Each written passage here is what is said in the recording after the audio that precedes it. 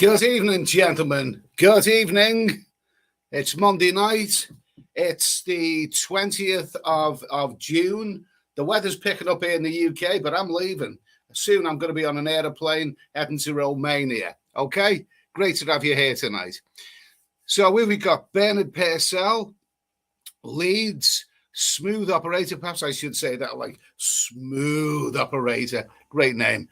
Jamie296, I am Till, good evening. Sean Moore, David Coleman, hi Eddie, am I the first one here? Do I win something? No and no, but nice to have you here, David. Dutch Farang, whoa, quite a few people there. Dutch Farang, Chris, Ian UK, Nomad Overseas, Nomad Overseas. Good man, Eddie. Is this the last hurrah before you're away to Draculaville? Yeah, it will be. There won't be a live stream tomorrow because I'll be, you know, doing things. I'll be beginning traveling. Really, can't give you the details just yet, but I will be, heading over to Romania, and it looks like it's all set. I've got my boarding pass. I've been doing me packing. I also I've got all the stuff to put in this thing here, and I reckon I'll do it. Not a problem. Ross, Charles Brown, you packed the one bag, yeah. All the stuff's there, ready. Just all it needs to go into. Do you have to find this? I know people who pack their suitcases about a week or so before they travel, or even longer than that. And during the course of that week, they're constantly opening the suitcase. I need to take that out. I need to take that out and put it back in. You know, so all the stuff's there. All the stuff's there, ready to go. So it's not a problem. Okay, Ty Belly Boy, nice to hear from you. Sean Young, pinball. Jesus, this doesn't have jump, doesn't it? Popcorn, nice to hear from you, mate. David Coleman, what are we talking about? Your trip, I hope. Tonight we're talking about just anything and anything. There's no particular topic right now, other than the fact that, you know, I'm heading to Romania. I can't really tell you what Romania is like because I haven't been there yet. But I've done my research. I watched a lot of videos on it, a lot of YouTube. You know, and I didn't really know that much about the country before, but a lot of people have recommended a lot of places. So everyone, thanks for that. There's 3 places that I want to go to. Well, I will be starting and finishing in Bucharest, but I do want to go down to the Black Sea coast and then up to Transylvania. I'm still not sure which is going to come first because basically Bucharest is there. Then you got the Black Sea down there and you got Transylvania up there somewhere. So I'm not quite sure, but I'll make it up as I go along. She had a hairy muff. I do like the hairy stuff. Just think 48 hours from now, I'm going to put this one on the screen. She had a hairy muff. Just think 48 hours from now, one lucky Romanian girl will have big. Oh, is that all you bloody think about, mate? Ernest Connell, nice to have him. Kev Mack. Good evening. Keith Floyd. Yogi Bear, Patriots is one. How was the bar scene in Romania? Well, I'm not predicting anything. There's probably nightclubs and there's probably bars and restaurants. If you actually watch the videos on YouTube, and I've watched quite a few, even a couple of walking videos around Bucharest, apparently it's very, very good. And then that Black Sea coast, you've got Constanta and whatever. But I'm not going to talk about a place that I haven't actually been to just yet. So all I can talk about is what I'm hoping for. Chris, opening music, it reminds me of the 80s, bit like Crossroads style. What was Crossroads? Dun, dun, dun, dun, dun, dun. For those who've never experienced Crossroads, it was around in the 1970s and 80s, maybe even been around before the 70s. But it was a TV soap opera. It went out at tea time, 5 days a week, and it was absolute rubbish. It was rubbish. It was set in a motel in Birmingham somewhere close to Birmingham. And, you had this sort of dykey-looking woman called Noel Gordon who sort of, was the manager of the whole motel. And you had some character just disappeared. Yeah, characters just disappear from Crossroads. Everyone remembers Benny, the dimwit, you know, Big Benny, the dimwit from Crossroads. The gaffer, you know, the garage where he works. Said, Benny, go and fetch me a spanner. And Benny just went to fetch a spanner and then disappeared out of the series for about 18 months. And I think the story is he came back 18 months later and said, hey, you know, Gaffer is that spanner that you asked me for. Oh, that program was a spanner. Simon Eyes, good evening, everyone. Cheers, nice to hear from you. Gary Hughes, Stuart Marsden, thank you. Let's see, Stuart Marsden, thank you. Good evening, Eddie. Looking forward to seeing your capers in Romania. I'll be wearing a cape in Transylvania, that's for sure.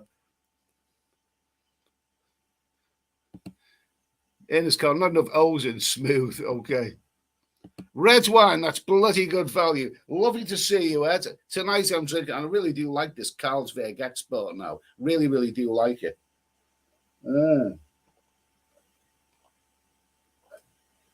Lovely stuff. So tonight, it's just a simple little stream, just a simple little stream. It'll be the last live stream I do.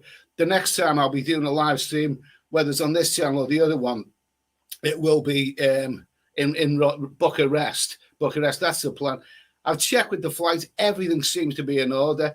I've got my boarding pass. I've got other documents. Yeah, you know, I've had them all printed out. My coach ticket to the airport and everything. There's no reason why it shouldn't fly. Let's get it on. It's coming up very, very soon.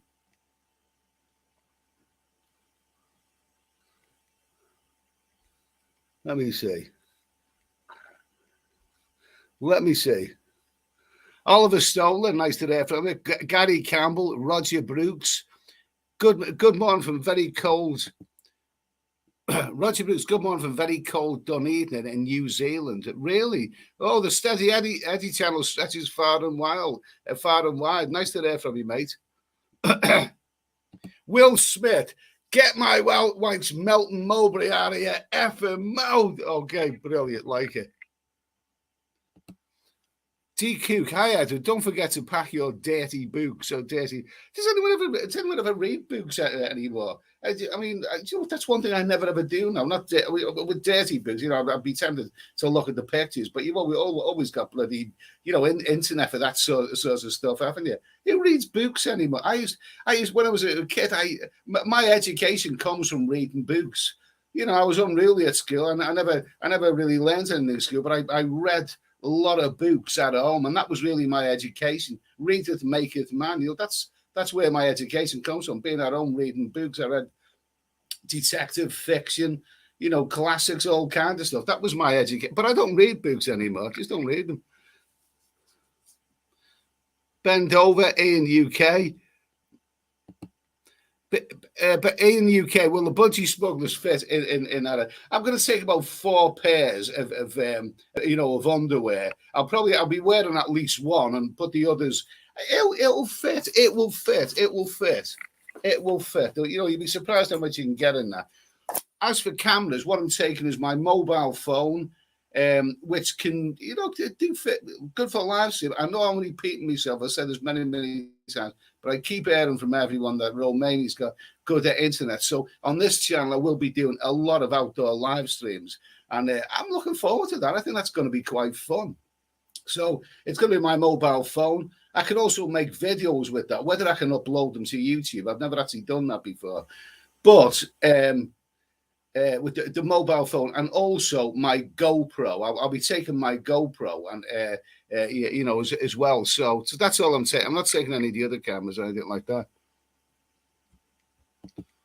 Chaz Brown, looking forward to seeing Steady Eddie live Romania, 10 p.m. I don't know. I think they're 2 hours ahead of us. So I think 10 p.m. here is midnight in Romania. I believe it. I think it is 2 hours ahead. We'll have to see about that anyway.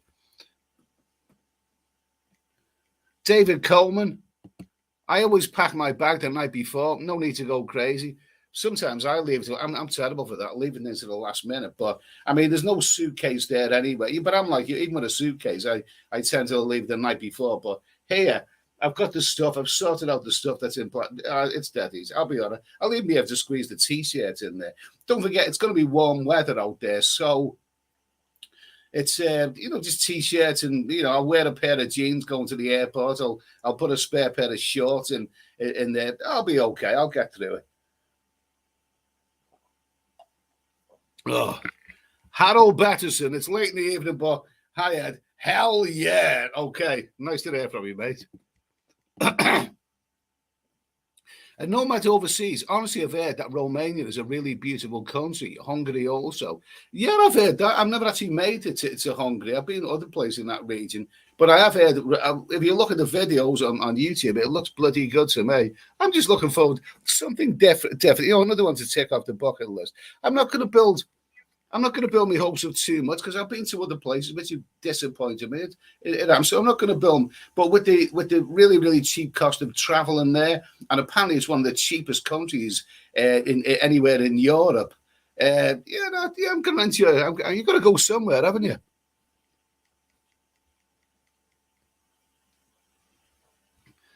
Harold Betterson. Ed, what are your thoughts on leaving checked baggage at the airport and just bugging off home? Apparently they have to get the bag for you, so save hours waiting. I'm not taking any check bags. I'm just taking this carry-on bag.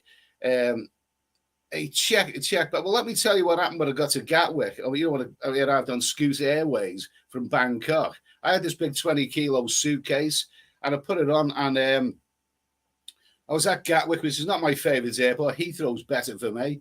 But I was at Gatwick and standing there like a lemon there while all the bags are coming through. Everyone got their bags, and then you notice people are disappearing with the bags and all that.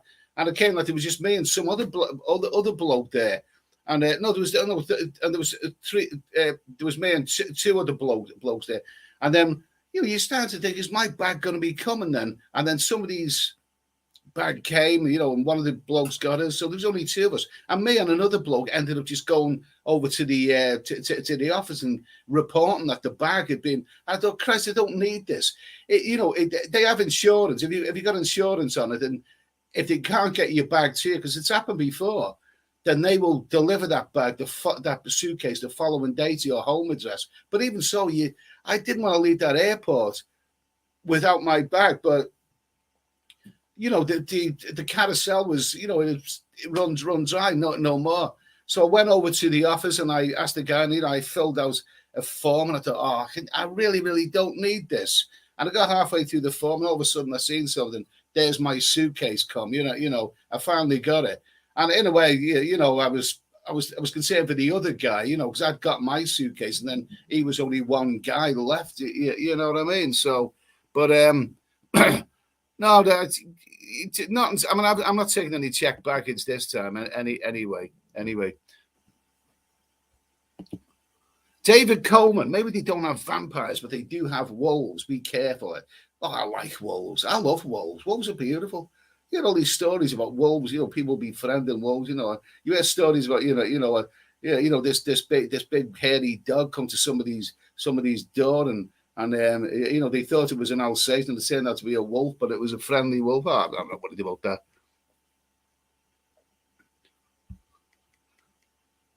Let's see. Hard Sheila. Hiya from Newcastle, Eddie. Safe travels. Godspeed. Cheers, mate. Cheers. Okay.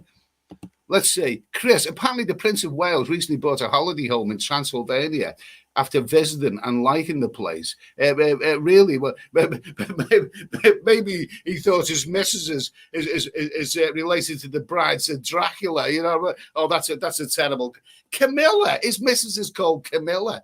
That's a bloody vampire's name, that isn't it? Isn't that a vampire's name? You look at some of those old horror movies. The vampires have names like Camilla. That's a real vampire's name. Or maybe she's one of them. Don't forget to.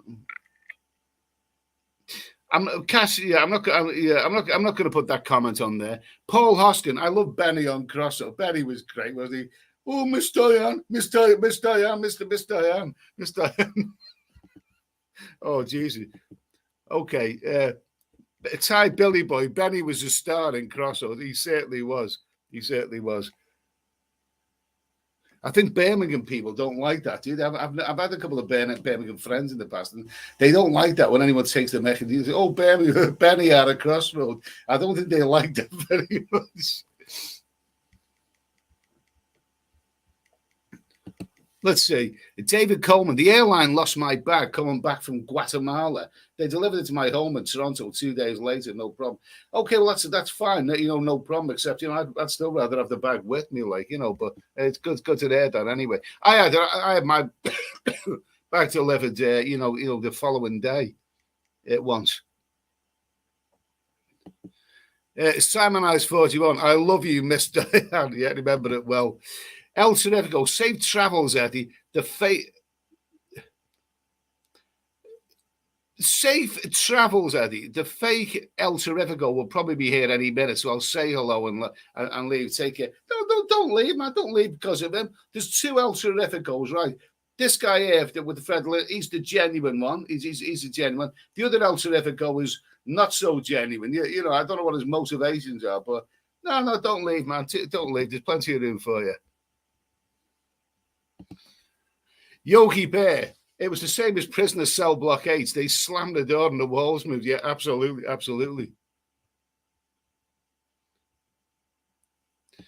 The MBKM travel channel. Good evening, Eddie. Good evening to you, mate. Good evening to you. Expat Pete, I just arrived. Are you in Romania now? No, I'm still at home. I'm still at home right now, but I will be in Romania very, very soon. And very, very soon. The next live stream, the next video, the next anything, I will be in Romania. Okay. McLaren F1 race. Good evening, Eddie and people. You haven't had the dreaded email yet, then? No, I haven't had any. I was suspicious because, I was thinking, I booked this quite a while ago, didn't I? It was about 6 weeks or something like 5 weeks ago, whatever it was. But you're checking your email, an email. Sorry, Mr. Smith, we've had to change your flight, or we've had to cancel your flight, or whatever. No, I haven't had any emails. It was about maybe 3 or 4 days ago that I got the boarding pass, and I booked it through an agent, right? I booked it through Skyscanner, and that was the search engine, and then you have these agents. So I booked it with one of them. And then, it said you've got to print your boarding pass out. So I went in order to print the boarding pass out, you have to go to the main airline and set up an account with them. And they charge me for the seat and whatever. So it's still a cheap flight. But, I at least I have my boarding pass. As far as I'm concerned, I can go straight through security. No need to check in. No check bag or whatever. So I'm hoping it's all going to go well.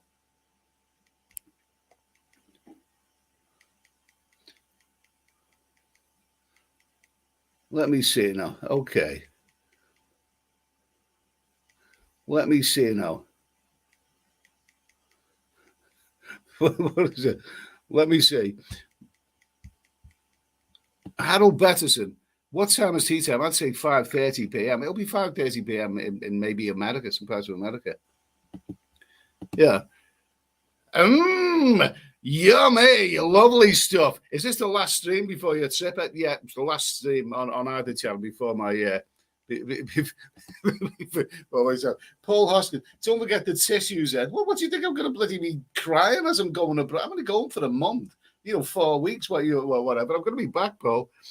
Unless you mean tissues for another reason.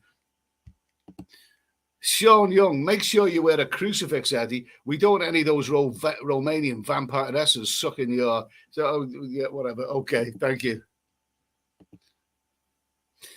You either like a meal or you don't. Fan from South Africa here. Okay, very nice. Well, David R, who was on the show last week on the other channel, he said he swears by South Africa. He said it's a wonderful place to visit. Wonderful place. Maybe one of these days.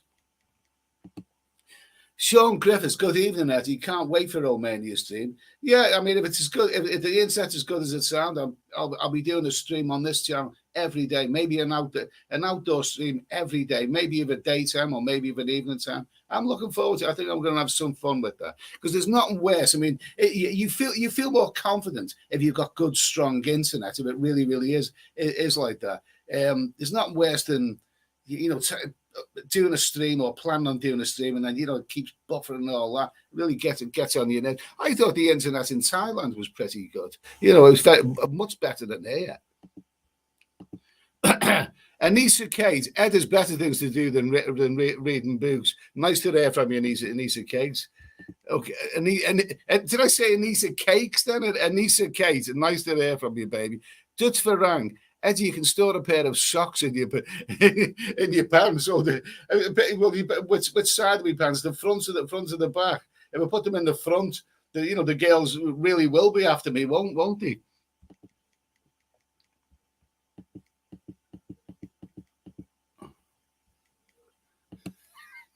David Coleman, 4 pairs of underwear, Eddie doesn't change them every day. Yes, I did. Maybe I just wash them frequently. Gemini Star, nice to hear from you. David R, Eddie, let's get this trip going. Nice to hear from you, David. Okay, good to hear from you. I hope your night out went well the other night. Touch Farang, don't forget your new webcam, Ed. No, I will be taking the webcam. This is the one that I'm using now, the Logitech, which is it's pretty good. I won't be taking the webcam because I won't be taking my laptop. This is pushing the boat out. There's no way this is. It would take up too much, and I've got to learn to travel light. I've got to. If I was going on a long months, then I'd take my suitcase and I'd build the laptop in there and everything. But no, I'm going to be traveling like this. That's it. You see, if you take the laptop, you've also got to take the webcam, and you've got to take the big the big lead for it and all this kind of stuff. No, I'll be traveling light. The McLaren F1 is little Eddie limbering up and doing his stretches. Okay. Paul Hoskin, underwear. I don't wear underwear. Or he goes commando. RJ Austin, I think the internet killed publications like Razzle, Fiesta, and Knave. Paul Raymond made his money at the right time. Paul Raymond was a scouser, wasn't he? He was a business. He bought a lot of Soho at a time when it was going, a lot cheaper than what it is now. And he made what was it? The Empire? What was it? What was the magazine? He made those men's magazines, and at one time he was rumored to be the richest man in England, and good for him anyway. Good for him. Good for him. He knows what he likes. No problem with that at all. Anthony Cavalier, looking forward to a video of you checking in at the airport. Okay, fine. I'm hoping I won't be checking in really because I'm expecting to go straight through security. And no matter overseas, any idea what the closing times on the bars are there, Ed? Will you be able to stay out late for a few pints and do a live stream? If possible. I mean, the biggest problem with going to bars is what should we call it? Is the copyright music in the background. Also, I mean, and I don't know what rules they have in Ukraine, but there's some countries where people don't like being on camera and whatever. So some countries are more relaxed about that than others. But I was watching a video today of this lawyer guy. I can't remember what his channel name is now. But apparently this issue in Thailand, in the Dayton, and people on social media like YouTubers filming people without their permission, this isn't going to go away. There's going to be some serious cases involved there. I noticed a guy, is his name Everything Pattaya, that guy Daz. He was going down Soy 6, and he said he was in a video, and he went down there, I think it's 10 o'clock in the morning, and he did mention the reason that he's done that is because, it's this new law about filming people without their permission. It's going to be a big issue. It is going to be a big issue. And it only takes one or two very serious cases where people are dragged off to a cause of law, or even worse, given heavy fines or prison. And it will put the frighteners on a lot of people, especially in places like Pattaya. It really will. So, I mean, I don't know what the script is in Romania about filming in Greece. Apparently, you're not really supposed to film in public. I did it. I had a few little minor altercations with people, but not much. But I think in Greece you're not supposed to do it. They're quite strict about that. Anyway. Alpha Interactions. No need to pack, and Jock said, "You better off going to the commander." I think I'd get bloody arrested with that, mate. David R, get ready for lots of cabbage rolls. It sounds lovely. Sounds lovely. Paul Hoskins, my luggage is bright pink, and you can see it a mile away. You know, you're talking about your protruding luggage there, mate. Gemini Star, Eddie, make sure you don't walk around with the bum bag around your waist. Pickpockets love that. No, I don't have any such. No, I'm careful. I'm careful. No, I don't think it'll be a problem for me. It won't be a problem for me. Gorilla in Manila. Hi, Ed. It looks like the usual crowd has shuffled in, and which I'm very happy to be part of. Looking forward to your insights in Romania. Okay, thanks for that, mate. Coming soon. Oh, lovely stuff.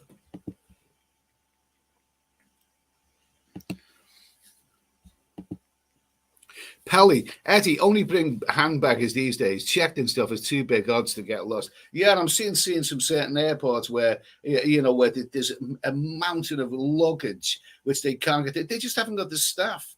Because this is the aftermath of the pandemic. You know, a lot of people they just haven't got the staff to cope with things. And then people want to go abroad now because they were starved of going abroad in the last couple of years, so they want to make up for it. So yeah, I am glad now I made the decision not to take my big suitcase.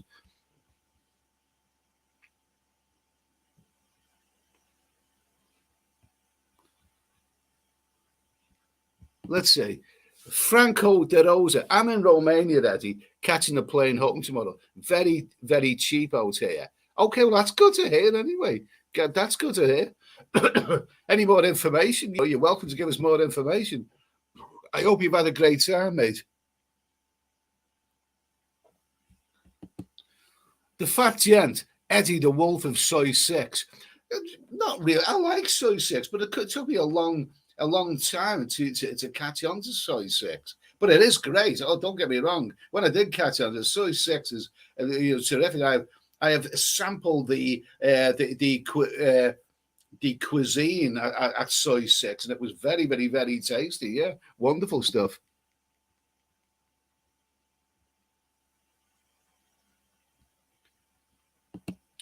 Yogi Bear, Ed, when I had a courier company, I got a lot of work from Manchester Airport. £1 per mile was good cash for the early 90s. Sounds good. Latin America 1000. I'm off myself to Romania on June the 29th for a 5-day visit. I'm both excited and anxious at the same time.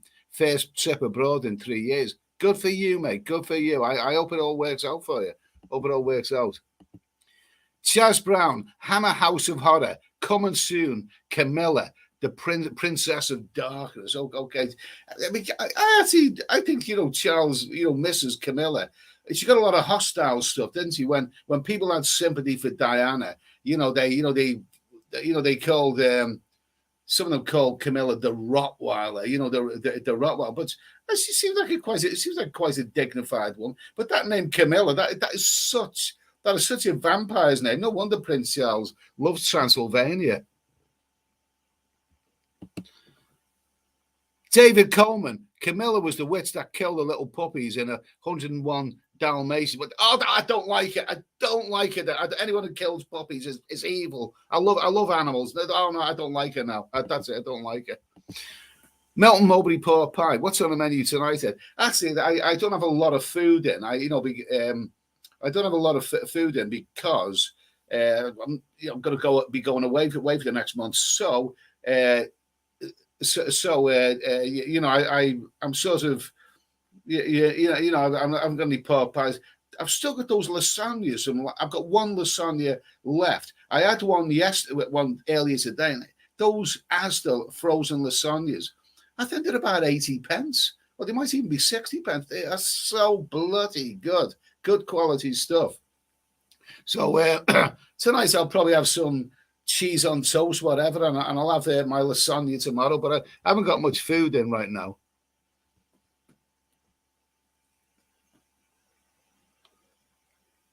Let me see.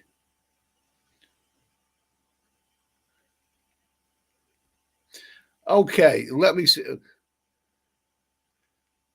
Let me see. Sorry about this. Sorry about all of this. I'm just going to grab the other part of it there.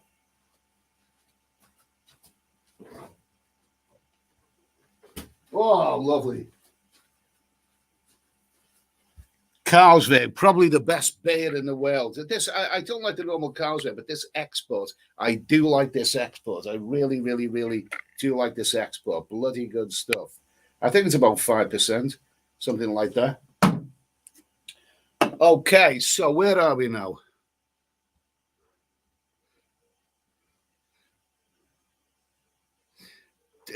Daniel Mills. I remember watching Block 8 in the 90s. Was very popular back in the day.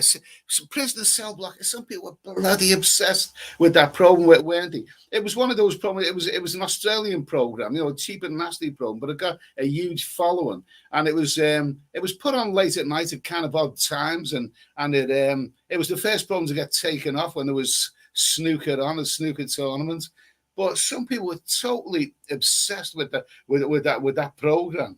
You know, I never really caught on to it, but you know, whatever floats your boat. Popcorn, careful, lad. If you get off with a busty, hairy vampire, oh, I like the sound of it already. You won't be able to look yourself in the. Oh, good. That's so good. I'll have to read it out again. Careful, lad. If you get off with a busty, hairy vampire, you won't be able to look yourself in the mirror. That's a good line. I'll have to remember that, mate. Cheers for that. Danish Bacon, evening, Eddie. Please review a Romanian burger restaurant with a few beers. Cheers. We'll see what we can do. Paul Hoskin, crumpets have gone up 4 pence a pack in Lidl's.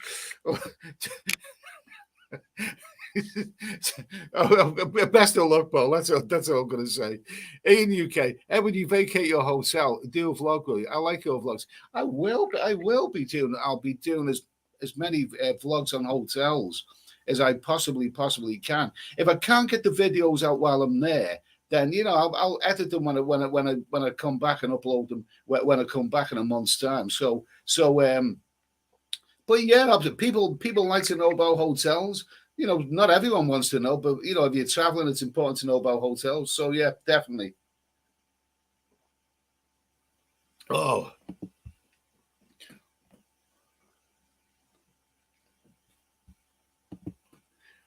Yours Travels, evening, Ed. Book for November, December. Singapore, Bangkok, Pattaya, Phuket, Phi Phi, Krabi, Hua Hin, Bangkok, home.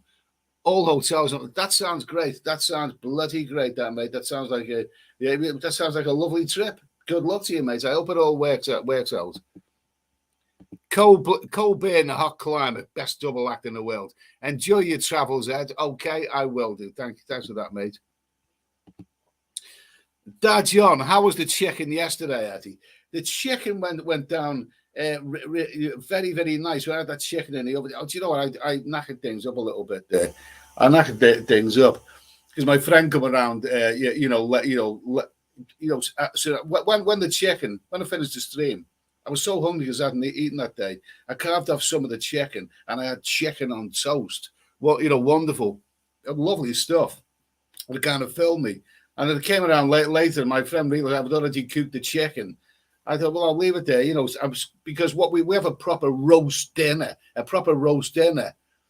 But I wasn't hungry for a roast dinner, so we had something chicken and chips much later on in the evening. It wasn't a proper roast for once, but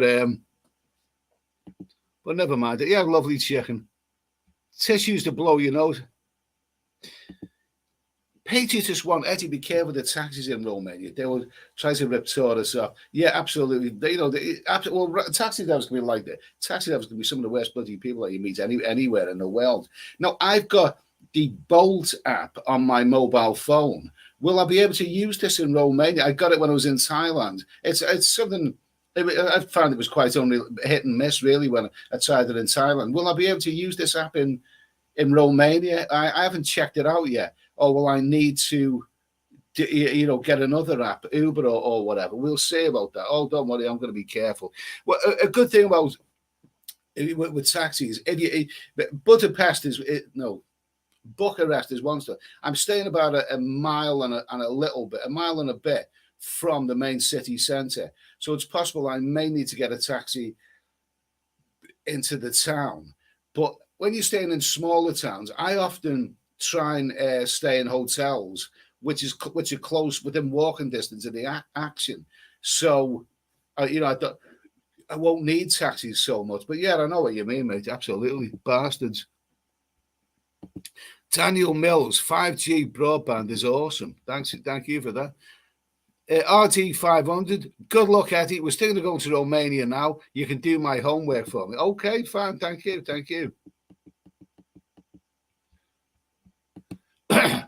Sean the Prawn, hi Eddie, how many weeks are you in Romania for? It's basically 4 weeks. If you don't have to travel, it comes closer to 29 days or something like that. But it's basically about 4 weeks, nearly enough to a month.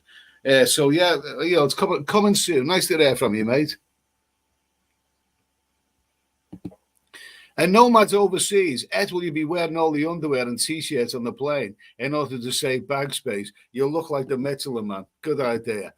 Dr. Strange, greetings, Eddie. Enjoy the hairy muff vampires in Romania.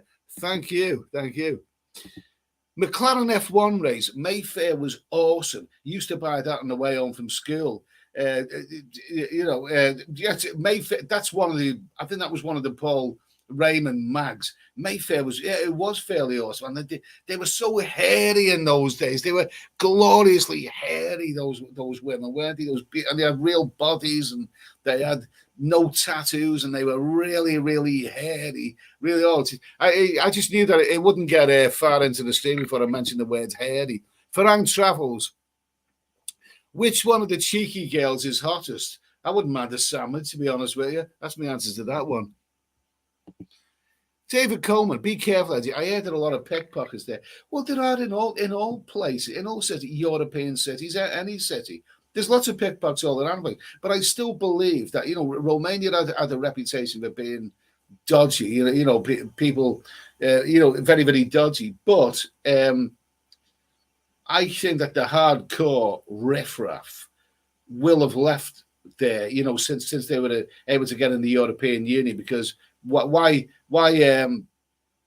stay in Romania and make little pickings when you can go and live in Paris and Paris and London and make bigger pickings, But I'll be careful. No problem with that at all.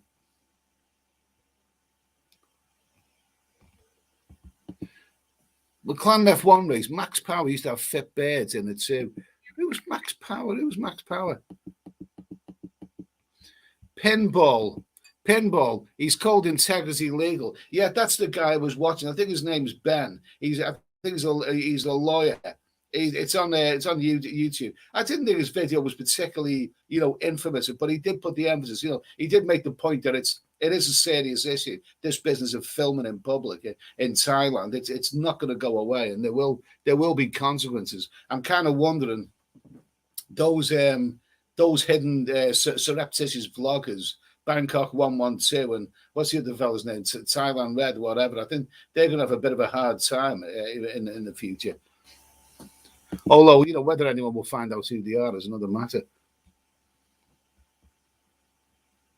David Coleman, a lot of lockers, I think you mean vloggers in Pattaya, are going to lose their YouTube channels over this new Thailand law. We'll see what develops. Some people say it's not as serious. Don't get too worried about it. But I don't know. It's not going to go away. We'll see over a period of time. But a place like Pattaya, it's not good to make videos anyway, because nobody wants to be on camera in Pattaya, because we all know it's a late night. We all know it's a red light city. The guys there don't want to be on film. The girls there don't want to be on film. Nobody really wants to be on film in Pattaya, which is really why in future, I'd probably not make many videos in Pattaya and save me videos for other countries, really. Oh. Pele, Eddie, will you meet up with Steph Traveller in Romania for this trip? I have no plans to meet up with Steph Traveller in Romania. He's welcome to join me if he wants. I mean, Steph's got that wonderful voice, and he'd be perfect. He'd be perfect for a vampire movie, wouldn't he? With that wonderful voice of his. Let's see, Stinking Polecat. That new law only pertains to recording someone for malicious purposes. Filming in general, just walking around is still fine. Okay. Yeah, I mean, the script is that, you know, if I'm walking with my camera in front of me, talking to my camera, and there's people in the background, then I'm not being deliberately malicious. But that doesn't say that if they see me on YouTube, they could still, object to it. It seems in Pattaya, everyone's got a bloody secret. Nobody wants to be filmed there. We'll see how this. We'll see how it. But if you're filming for malicious purposes, well, you deserve to get caught, because you shouldn't do that anyway. I mean, I've filmed things. I've surreptitiously filmed, gorgeous couple of birds outside the go-go bags. I thought people will want to see it, but I don't really want to be doing that anymore. It's intrusive, and that's not the kind of thing that I want to be doing. Farang Travels, filming in public, fake news. Let's see. A nomad overseas, actually regarding pickpockets. See if you can bring some shorts out of zipper pockets. It saved me a couple of times in Philippines from getting pickpocketed. Yeah, I've tended to use that in the past. Wear shorts with zipper pockets. It does make all the difference. Anything that makes it a bit awkward for them, helps.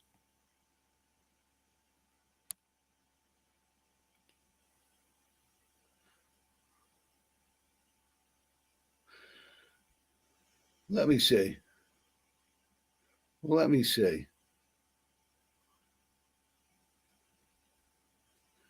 Okay. Let me see now. Let me see. Okay. I'm sorry. Very big apologies if I've missed anyone. Anyone here. Popcorn. Ingrid Pitt was called Camilla and Marcella in The Vampire by Lovers.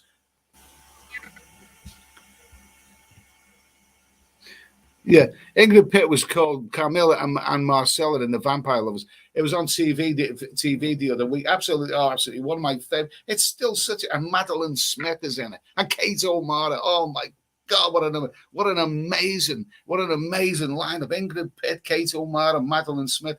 Somebody, Darren, who comes under this chat, met up with Madeline Smith. Apparently, I think she lives in somewhere in southern England, and she's an old lady now, but she still looks bloody good, fine looking woman. And apparently, he said she's a really charming person and everything. But Ingrid Pitt, oh my God, wonderful, awesome, absolutely awesome. Tom Streeter, Eddie will be vlogging your journey to Romania like you did for time. But yeah, that is the idea. That's the idea.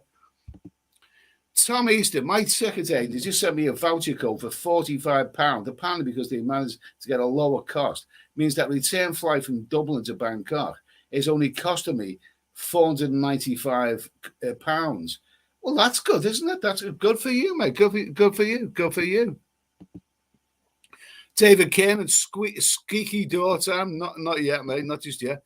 Yogi Bear, Ed, the Romanian leu ron is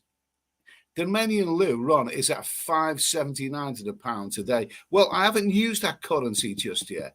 Even though, let me explain to people who are outside of this part of the world, even though Romania, countries like Romania, and now in the European Union, not everyone has the euro. A lot of those countries still have their own currency, like the Bulgarian lev, and a lot of those countries don't have the euro yet. And I think like a lot of the poorer countries, maybe like Hungary, Romania, I'm not so sure if they want the euro. The people probably don't want it because it makes things go more expensive. Graham Johnson, nice to hear from you, Graham. Benny went for the spanner for the mechanic, and when he came back 18 months later, the mechanic said, "You fooled Benny. It was a 14 mil. Want not a 12 mil," and sent him off again. That was Grosso's. That was bloody. That's funny though. Someone must have lived a sad life though. I can still remember some of the characters in there all these years later. There was Benny. dimwit. There was Jim Baines, you know, the mouthy bloody mechanic. Jim Baines. I'm not going to attempt to Birmingham accents. Who else? There was Miss Diane, the miserable cow. Who else? Amy Turtle was there. Amy Turtle. Shuey McPhee, I think the camp chef. Oh, Jesus Christ. Did I really watch Crossroads that much? Did I? Yeah. Who's this? Bob's and Vagine. Bob's and Vagine. Oh, what a sexy name that is. Bob's and Vagine. Oh, Eddie, babe, I want your touch. Okay. Bob's and Vagine says, I better say that properly, hadn't I? I better say it the way it should be said. Oh, Eddie, baby, I want your touch. Okay. Nice to hear from you. Who's this? Babs Mackay. Hi, guys. Nice to hear from you, Babs. Nice to hear from you. David Coleman, Eddie, as an English candidate, I love all dogs, all kind of. I love doggies. I love and cats. I love cats. I'm a big softie, but I want to see a lovely pussy cat. You know, I want it to come up to me. I want to. I love cats. I love cats, and I love dogs. I do. A big softie with animals. Stinking polecats. Carlsberg, probably the worst tasting beer in the world. The ordinary Carlsberg, but this export is bloody good. I know it's a dry Blackthorn gas glass. Okay, so let's see. Your thought when you're off next couple of days. Citizen Mikey, have you had a Tennent's lager before? Probably. I can't remember. I can't actually remember what it tastes like, but I've had a Tennent's lager. Let's see. We're getting an extra certificate now, aren't we? Getting an extra certificate. Bob's and Vagine, give me your sword of pork. I mean, she could easily have said, give me your pork sword, but that's a bit common, that. She's actually put it in a more exotic way. Give me your sword of pork. Oh, okay. Oink, oink, I'm on my way, madam. Will Traveller Forever, have you been to Lowered? I heard there are some gorgeous ladies and decent nightlife there. I can't agree with that. I mean, I have been to Lowered. I spent about 3 weeks or so traveling through Lowered, and including the main place of what's it called? Vientiane, Van Vieng, Luang Prabang. Beautiful country, very, very beautiful country. Well, we're very, very slow and laid back, and worth to visit. But I wouldn't say it's definitely, if you like the ladies and you like the nightlife, it's not the best place. The other neighbouring countries are far better than that one. I do believe in fairies. What are you bringing for Spendo? Cash or card? I just got myself a Monzo card. It's supposed to be good if you're paying on card abroad. Oh, don't worry. I'll sort that out. I'll sort that out. I won't be taking travelers checks. I know that much, because they're out of date. But yeah, the cash. I don't want to give too much details about that. For all I know, you could be a Romanian. He was waiting for me out there. You thought all the best, pal, for you. Looking forward to seeing what it's like in Romania. Flights booked for Thailand then ends year for a few months. Not cheap, but yeah, absolutely good for you, mate. Anyway. Babs Mackay, where are you going? I'm going to Romania. I'm starting and finishing in Bucharest, but I'll also be going to the Black Sea coast and Transylvania. That is the plan, anyway. Popcorn, has the Swan Inn got a sister hotel in Bucharest? Bloody open. I'll never live that down, but some people will never ever let me live the Swan Inn down. That was that awful, rough and ready hotel at the end of Soi 4 in Bangkok. I planned to stay in the Royal Ivory, but that was closed. So I ended up staying in the Swan Inn. And swans are supposed to be beautiful and elegant. Yeah, there was nothing beautiful and elegant about that place.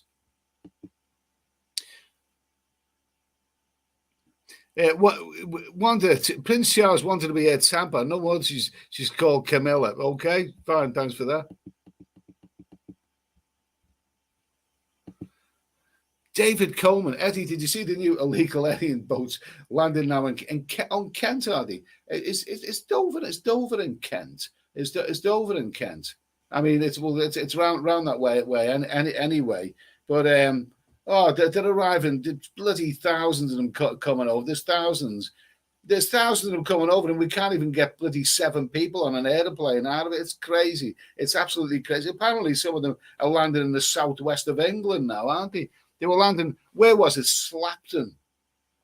It's a beautiful place, beautiful place. Slapton Sands, gorgeous. You've got a tank there, a old tank from the war. That was a scene of a tragic scene from the Second World War, with a lot of I think they were Americans. They were doing an exercise out there, and it went wrong, and a lot of them were killed. They were drowned out there. I think if someone could tell me the exact details about that.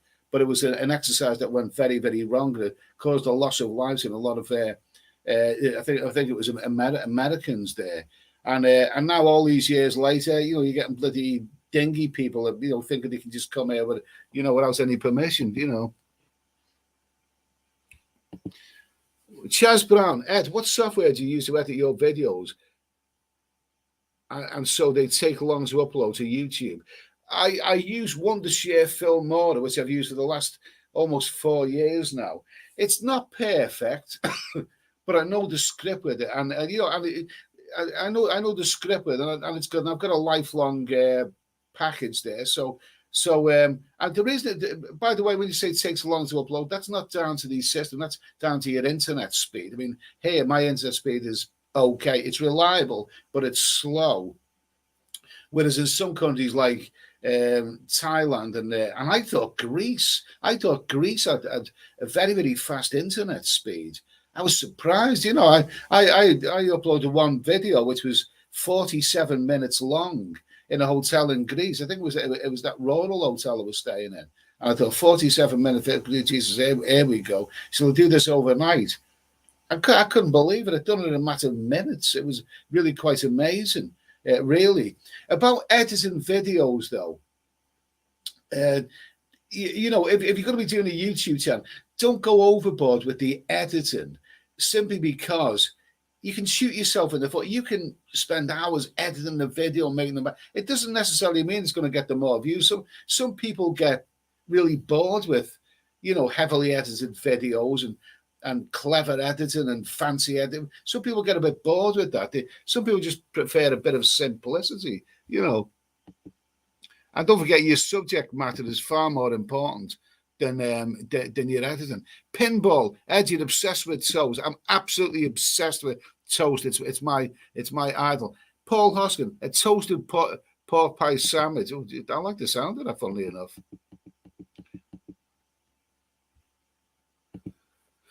Jamie296, the new data law in Thailand is that accidentally filming others while you take a personal video is fine, as long as it is not damaging, embarrassing, and the film is not used for any monetary purpose. Well, in terms of YouTube, it will be used for a monetary purpose, won't it? So that's it. That is it. The laws in Britain, as I understand, is that there's no law against filming in public in Britain as it is, unless it is from a list, unless you are deliberately targeting something you shouldn't be targeting, unless you're deliberately targeting the police station, or you're targeting some kind of military place, or if you were targeting say women or girls in a kind of lauded kind of way, then it becomes an issue, and quite rightly so. It becomes an issue. You shouldn't be doing that. You know. I mean, when it comes to like filming, ladies in Thailand, none of us are angels, but I still have, to this day, I have some great shots of working girls in Bangkok that I took. I used a surreptitious camera, and I got some great shots. And when it came to really good shots, and when it came to use them on do a video on YouTube, I decided I'm not going to do it because I just think it's a little bit, I felt a bit bad about it. These girls are just out there to make a living, and they don't all want their faces plastered over YouTube. So whatever.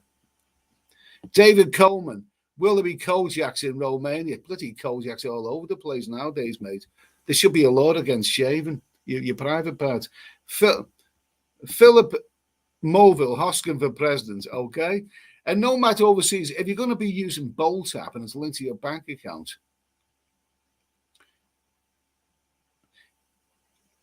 a nomad overseas, if you're going to be using Bolt app and it's linked to your bank account, you may want to let your bank know in advance in case they lock down your card, thinking it's being good.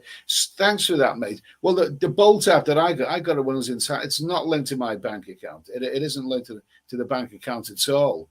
So we'll see what happens. But what I do know is that when you arrive at an airport in a place, before you get, I often like to get an official airport taxi, maybe book it, at a kiosk, to take me to my hotel. I know it's more expensive, but in a country where I've never been before, I feel a little bit safer with that.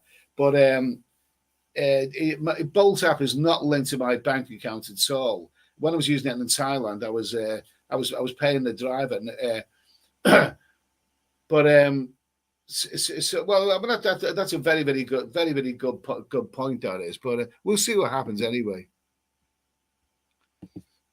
Yeah, Bob's and Vagine, I will pick you up from the airport, darling. Will you? Will you, baby? Will you, baby? Will you be wearing a sexy vampire negligee? Oh, I like the sound of that. David Coleman, all the guys filming a battalion are doing it for YouTube money, so that is against the law. Yeah, because I suppose so. Not going to argue with that. If they're filming themselves, then that's okay. But it's when you're filming other people without their permission. But yeah, I mean, the YouTube videos, if you get them monetized, it's going to cause problems. There's going to be some issues with this. Ian UK, Ebbie adventures during the day and use the metro out there. Maybe not late at night. Okay, thank you.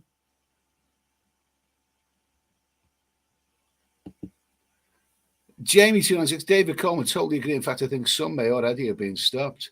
Well, we'll see about that. We'll see about. I'm not a battalion vlogger. I go other places. So battalion is only a small. But there's journeys that I've done. Even since I've had my YouTube channel, where I've been to battalions sporadically and not really made many videos there. I just used it as a jumping off point, but made videos elsewhere, like Vietnam or wherever. So it's not a big issue with me personally.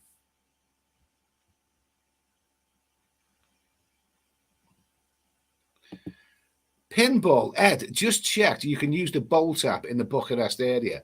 Thanks for that, mate. Thanks for that. I should have checked that myself, but I'm too lazy. Thanks for that anyway, mate. Roy Jones, booked last night at Heathrow to Bangkok with Eva, August the 25th. 1 month, 570 quid. That sounds good. That sounds good. 500. If that's 570 quid return, that is bloody good. And Eva Airways, I've flown with Eva Airways quite a few times. I've never ever known a time when that those flights have been delayed or had a problem with them. So good for you, mate. Good for you. Bent over. Your arms will match the hairy beards over there. So will my chest, mate. So will my chest. Bob's and Vagine, I am so hairy. You can shave my back as you give me your bayonet of love. Oh, I like the sound of this, mate. You and me have got to make a movie together. JB Free, how's the local grub in Vampire Land? Well, we'll find out. I must admit that stuff that they have in a neighbouring country, Hungary, I do like that goulash. I do like a bit of goulash. Very, very nice. I don't know if they have that in Romania. Paul Hoskin, remember everyone, when you're at the bar and need the toilet, check how many baby receipts you have so they don't slip a crafty receipt. Okay. Mark Hollick, nice to hear from you, Mark. I made it. Hi, Eddie. Nice to hear from you, Mark. He's been going to a festival this weekend. I've seen your photos and it looks absolutely fantastic. Nice to have you there, mate. Nomad overseas. David Coleman, the shine has really come off a lot of the channels. Most of them just doing videos about soy's reopening. I give up on most of them at this point. Okay. Mark Hollick, 99 degrees Fahrenheit here in Minneapolis. Not sure what that's in plenty of cold beer, mate. That's hot weather and cold beer. That's the thing. Yours travels. Most Polish, Romanian workers all left the UK and gone home. Too expensive them here now in the UK. These are strange times that we live in. Cowboy Vic episodes. Hi, Ednall. Nice to hear from you, mate. I do believe in fairies. Eduardo will know you're not a fan of Kojak's. Where's your preference on the men's scale? George Michael, or Whoopi Goldberg? Got to think about that one. I wouldn't want either of those ones personally. Philip Mulville, Ed, even they just slip in the next day.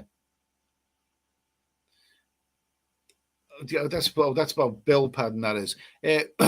Patriot is one. Hopefully the PCR test and quarantines are gone in the end. Absolutely. Well, the Thai pass. People are getting excited because the Thai pass is going to be a thing of the past. I think by July the 1st, isn't it? I mean, for me, that was never the real villain. It's those bloody PCR tests and all of that. They were the real villain of the piece. They were the things I didn't like.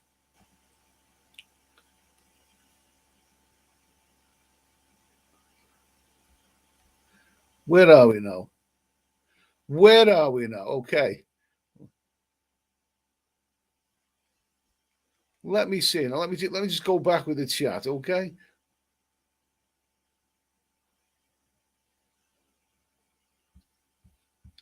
Yours travels.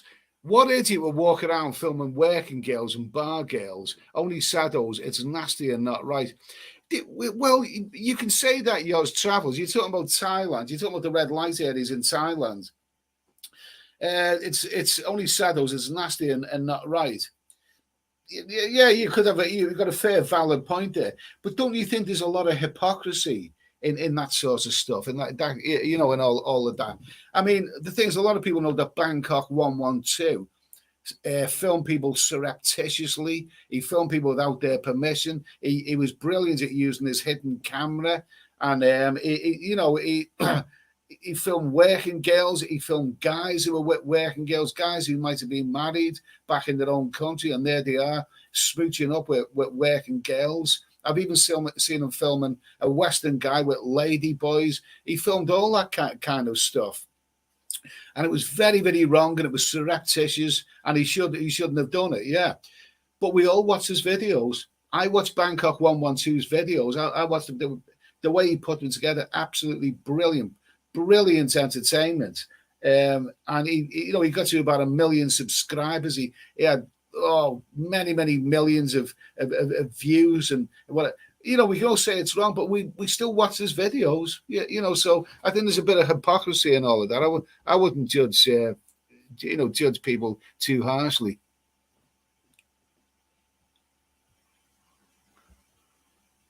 Jerry's home cooking. Jerry's home cooking. I love your background of spaces. Thank you, Jerry. Nice to hear from you. Paul Hoskin, pork pie gone up 10 pence in Lidl's. That's it. Boycott Lidl's. Don't go there again.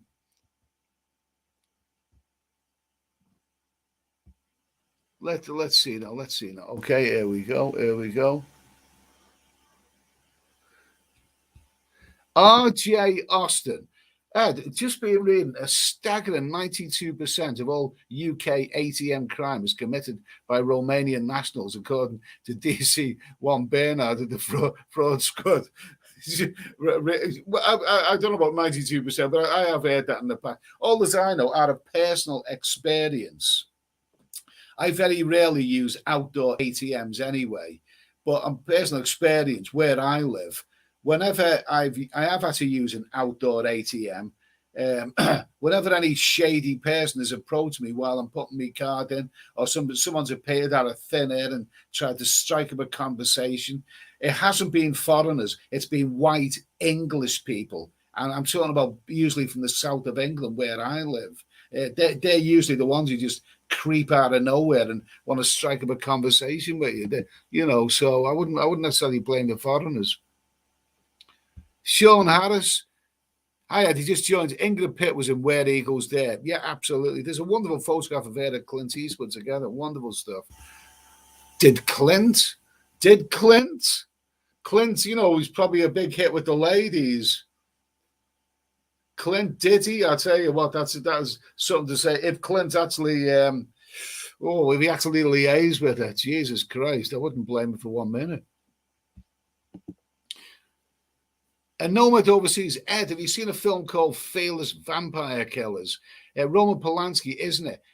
Sort of a slasher, quite funny, daft and enjoyable. Yeah, I've seen that film. It's very, very entertaining, very, very watchable. That I actually seen that as far back as the 70s when it was on TV. It's not the most intelligent movie, but Polanski's a great filmmaker. He was actually in that film as well as making that movie. I think his Mrs. Sharon Stone actually made an appearance as well. And I love that movie. Absolutely love it. I'll tell you, I don't know if I mentioned this before, but one of the best films that I've seen recently, I've seen it a couple of years ago. I'm not a big fan of Johnny Depp, but that film, The Ninth Gate, that is a really good movie. I watched that a couple of weeks ago for the second time, and it is such a good movie. The settings of rural France and, farmhouses and all this kind of stuff. Really, really watchable movie. But I think the actor who really steals that film is Frank Langella. He was such a good, been around for a long time, but yeah, I think he steals that movie. Such a fine actor. Check that one out, The Ninth Gate. If you've never seen it, well worth a visit.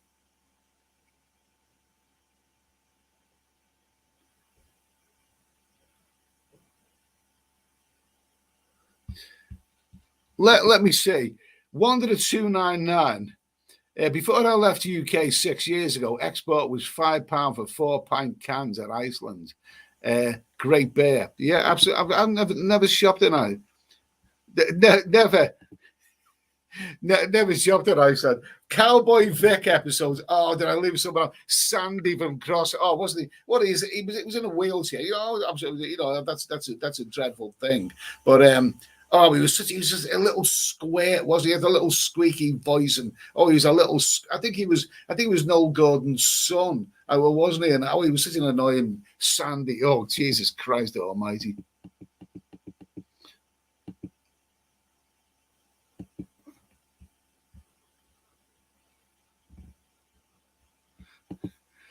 Philip Mulville, Eddie, would you take an Anissa K type hooker off the street in Romania if the situation warranted? No, I don't do that sort of thing. Okay. Mark Alec, Eddie, you could do voiceovers for those Harlequin romance novels. Do you mean like the Mills and Boone? That's it. Yeah, I could do that. I could do that. I'd like to do that. I mean, those they're actually a big hit, aren't they? Those Mills and Boone sort of thing. He got off his horse. He picked up the maiden. He carried her off into the bedroom, and he slammed the door very firmly behind him. Yeah, I could do that. Kevin Innes, I had an MRI scan in Scotland today, and I had to answer the question if I was pregnant or not. 61. Okay, fine. Thank you.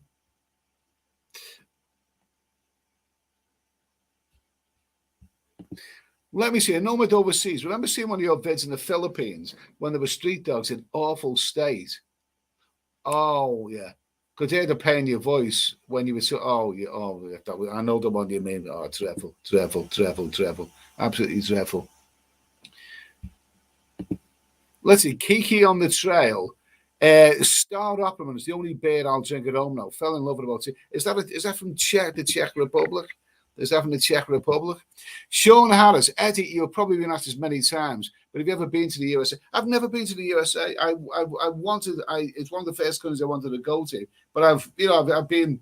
Yeah, I've been sort of encapsulated, by, if that's the right way, if there is such a word, by Southeast Asia and South America. I would love to go to the USA because I would love to see the cities where my favorite films were filmed. We were all brought up on American movies, Clint Eastwood movies, and I'd love to see all of that. Maybe one day. I've never been to Romania before, but I'm going there anyway. But, maybe one day. You never know.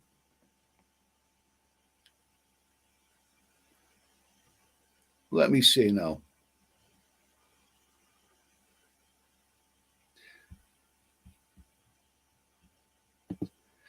David, there's way too many YouTubers in Thailand. Yeah, you're telling me, mate. Bobby Webber, have a great trip, Eddie. I head out to Milan on Sunday. Oh, that sounds. Oh, Bobby Webber. Bobby Webber does cycling. He does cycling. He goes to places like the south of France and the Italian Riviera and all kinds of. I think he's been to Mexico as well. Have a great. He's going out to Milan on Sunday. Good for you, mate. You know, a bit of a jet setter. Good for you, mate. I hope you have a great time. David Coleman. Jamie 256, 100%. They're all going to end up in jail. Are you talking about the surreptitious, vloggers, filming people in public? We don't know yet. It could be a bit of a storm in a teacup. We don't really know. You just got to give it a bit of time. But it will, some vloggers will, see that law and they'll be a little bit more cautious. Others are totally. There's some knobheads out there doing YouTube, total bloody knobheads, and those ones won't give a damn. And they hopefully, if there's anyone going to get caught, it's going to be those ones. But we'll have to wait and see. We don't really know anything like that. Yours Travels. I follow mostly travel vloggers that travel the world, as that's what I do. See the world, absolutely. See the world. It's the world is not just Thailand, is it? And no man's overseas. You'll have to wait till Ed's back and has already been turned into a vampire. You'll have more of an impact then. Okay. Paul Hoskin, I come all the time in Pattaya. Oh, how about that, eh? How about that? Farang Travels, Eddie is Bangkok 112. No, I'm not Bangkok 112. See, the thing is, he was making a lot of money, wasn't he? A lot of money, and he was so good. I mean, I'd tell you what, if you can do a 20-minute or 30-minute video, if you can, without saying a word, filming things that people want to see, and making a story out of it, and he was a terrific filmmaker. I really, do you ever see Bangkok 112 making a comeback now? Because they demonetized him, didn't he? Because there must have been a lot of people who complained about him, because he did catch people in some very awkward situations. Johnny B, I steady. I hope you're well, pal. Are you in holiday mode? Yeah, I'm getting there, mate. Nice to hear from you. David Coleman, we have a crazy religious guy on here. Who are you calling the crazy religious guy? The power of Christ compels you. Okay. Mark Ollick, I was taught by nuns, so nothing scares me. Is that true? I wonder, Mark, is that true about the nuns? Right, because where I was brought up, I wasn't taught by nuns. I wasn't taught by anyone really. But did you not meet, people, but your friends when you were a kid, and their parents may have been taught by nuns in Catholic schools and all that, and they were so often say they were bastards. Oh, Jesus Christ. I had a friend when I was a kid, and his father was adamant, if ever any nun ever knocked on his door, with a charity box, he would tell her to sling a hook. You often hear that, don't you? The nuns were real, oh, God almighty. Oh, God, no, whatever. I never, fortunately, I wasn't taught by nuns.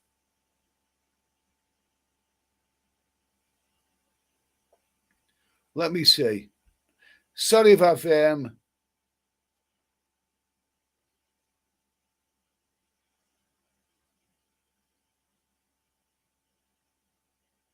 let me see now. Let me see. Sorry if I've missed anybody. Sorry, the chat's skipping through quite a lot. Yogi Bear, it's wrong what they're doing on Beach Road in Pattaya, filming them girls without them knowing. Then they end up on the world stage. I had a bit of an altercation. Actually, a couple of altercations on Beach Road and said,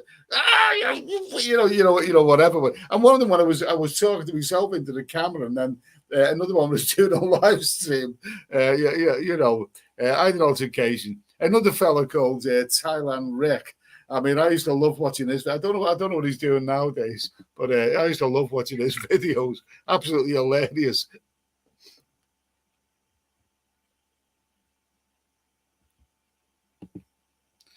Yeah, let's see. David, his videos are very useful for information. I think you might have been talking about Bangkok 112 there. Farang Travels, film like that here, and you'd be called a dirty pair, right here. Jesus Christ, I wouldn't do nothing like it. Well, there's nothing I'd want to bloody see here, to be honest. I wouldn't want to make videos where I live anyway. Let me see now. Let's get this in here. Let's get the rest of this. Okay. Lovely stuff, Carlsberg Export. There's no fun and games tonight. I haven't got any, hairy vampires or anything like that tonight. It's just simple. If you just tuned in, this stream is the last live stream I'll be doing before my travels. The next video or live stream I'll be doing will be from Bucharest in Romania. So that's coming up soon anyway. David Kin, Eddie's Bangkok 112 would be removed. No, he hasn't been removed, but I mean, he's just not making videos anymore because obviously with the pandemic, I don't think anyone really knows what happened to him because you're going back a couple of years now, and he apparently got demonetized, and he was probably making a lot of money, a hell of a lot of money from the ads revenue. But once he got demonetized, I just think I don't know. Nobody really seems to know what's happened to him. But I think his videos are still there. David R. Ed, are you going to find the boys' town in Romania? It's an old cliche, but my answer to that is I'd be buggered if I do anything like that. Okay. Johnny B, what are your thoughts on the rail strike? I don't use trains in England. I just find the National Express to be far more reliable, really. The thought on the rail strike, I mean, I don't use it because they're overpriced anyway and they're unreliable. I wouldn't get a train to the airport in London because I just don't trust them. They cancel trains without any explanation. So if they want to go and strike, it won't make any difference to me personally.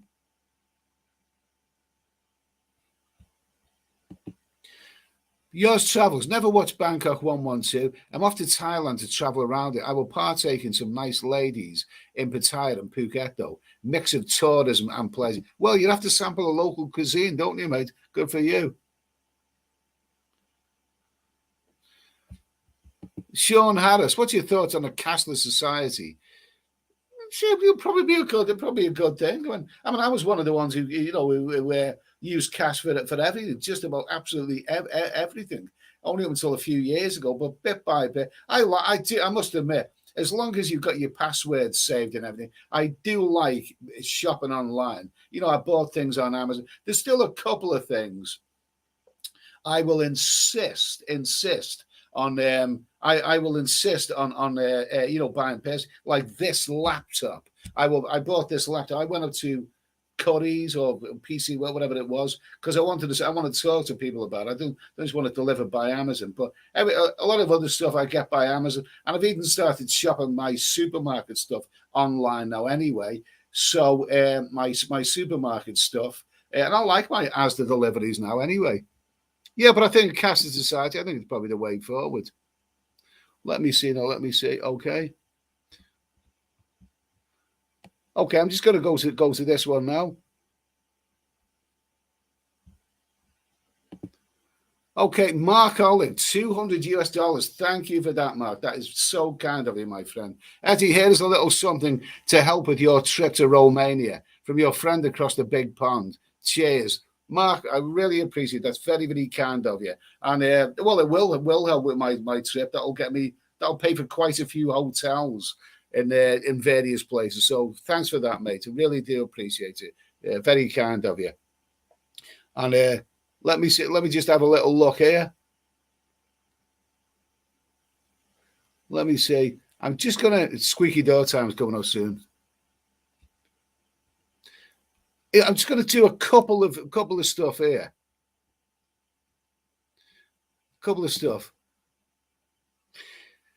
Simon Eyes 41. The Ninth Gate is absolutely magnificent. I thought that was a wonderful film. I actually liked it better the second time I've seen it. An amazing film. The cast, the script, the musical score, perfect, just perfect. I've meant to recommend this movie to you before, but I'm so glad you know of it. Yeah, it's everything's. Even Johnny Depp plays a very, very good part. Roman Polanski is such a. It's a very laid back movie, but very, very watchable. Roman Polanski is such a fine filmmaker. The settings in France, Paris, and the countryside and everything, absolutely superb. But I still say that Frank Langella, he's such a fine actor. He plays a brilliant part. Yeah, if you haven't seen The Ninth Gate, check it out. Really good stuff. Yours Travels. Eddie, please travel to the USA. It's amazing. Been over 20 times, but my last trip cost over £10,000, so won't be back for a few years. Well, I suppose it depends how long you stay there anyway, but, thanks for your info anyway.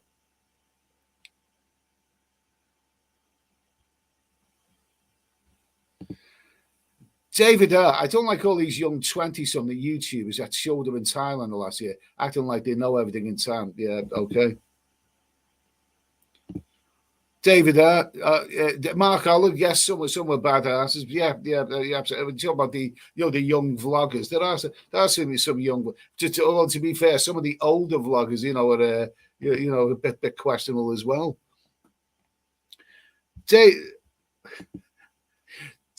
Mayer. Hello, Eddie. Sorry, I'm late. Nice to hear from you, David. He's been subscribed to this channel for a long time. Okay. Now, Bernard Purcell has put a comment there about nuns. Yeah. Okay. I'm not going to put this on the screen, but yeah. Okay. You obviously have personal experience with nuns, Bernard. Okay. Thanks for that. Sean Harris, why do nuns always travel in pairs? So one nun makes sure the other nun don't get none. Okay.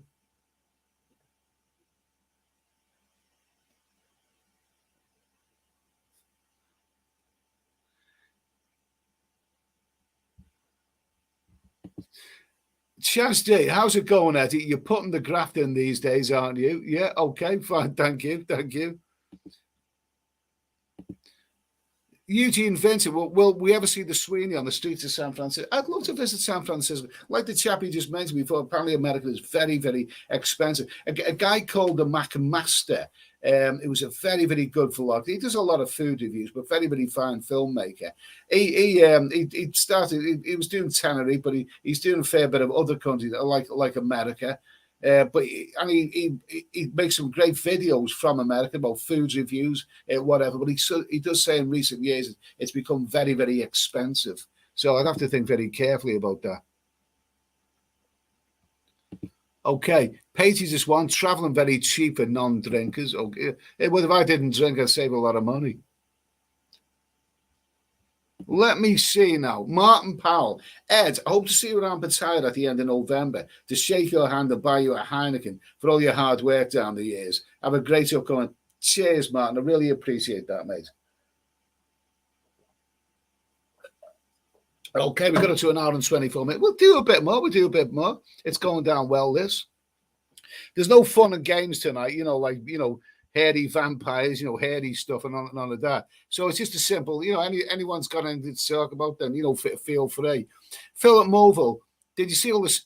Yeah, I did. That's the image I was thinking of before. Philip Moville, did you see all the suitcases stuck at Heathrow? When Heathrow saying to people, I think they were saying to some flights, some flights that, they shouldn't have so many flights. They just can't cope with the amount of suitcases. Well, I haven't got a suitcase with me on this occasion, so. Catego Coffee. I miss a troll with nickname 300 kilos. Eddie's Romanian holiday girlfriend. Okay, thanks for that. Yours Travels. When traveling from Liverpool, Ed, the train is the only way to London. 2 hours, 15 minutes, coaches over 6 hours. Is that right? I once, when I lived in Liverpool, and I haven't lived there for over 30 years, when traveling from Liverpool, you used to get I would get the train from Lime Street from Lime Street to Euston Station. It wouldn't take me to airports, but I don't know the script. I don't know the script at Liverpool anymore. Let me see now. Okay, Damien. Let me see where we got this. Damien, hey, thank you for that super chat, Damien. Much appreciated, mate. Even to Mr. Ed, a little bit towards your first beer in Romania. Have a great time and safe trip. All the best regards, Damon. Okay, thank you for that, mate. I really do appreciate that. That'll get me a few beers in Romania, I'm sure.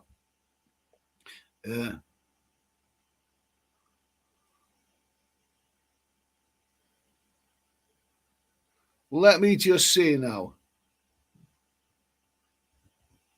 Yogi Bear, you say you like Ridley Scott, I think his name is, as a filmmaker. What do you think was Robin? I don't think I've seen that. I think it's probably because I know that story very, very much. I like Ridley Scott. He's a brilliant filmmaker, but with the visuals, he's amazing. But a couple of his movies, sometimes they can be a bit laborious. I love the original Alien. I loved Blade Runner, which I reviewed the other day. Absolutely amazing. And also a film called An American Gangster with Denzel Washington and Russell Crowe. I thought that was an extremely good movie. Well worth checking out. One that I thought was a little bit, it didn't quite live up to expectations, was actually Gladiator. I thought Gladiator, perhaps if I'd seen it a second time, but it didn't actually, I was expecting a lot from that movie. With the cast and the director and all that. But when I watched Gladiator, I don't think it really, it didn't really excite me the way I thought it was going to do. But yeah, Ridley Scott's great. Stephen Forex, love The Ninth Gate. Alina Olin is hot as oh yeah. And Emmanuel said, yeah, absolutely. So many good things. For those who haven't seen The Ninth Gate, it's a Roman Polanski movie. It was actually made as far back as 1999, so it's 23 years. Johnny Depp plays a book salesman who finds very, very rare books and goes around bookstores getting rare books for people, and then he's employed by a guy who turns out to be involved in witchcraft to find a rare book, and he ends up going to Paris and gets involved in Satanism and all kinds of things. Wonderful movie, absolutely terrific. Definitely one of the best films, the last 20 years or so.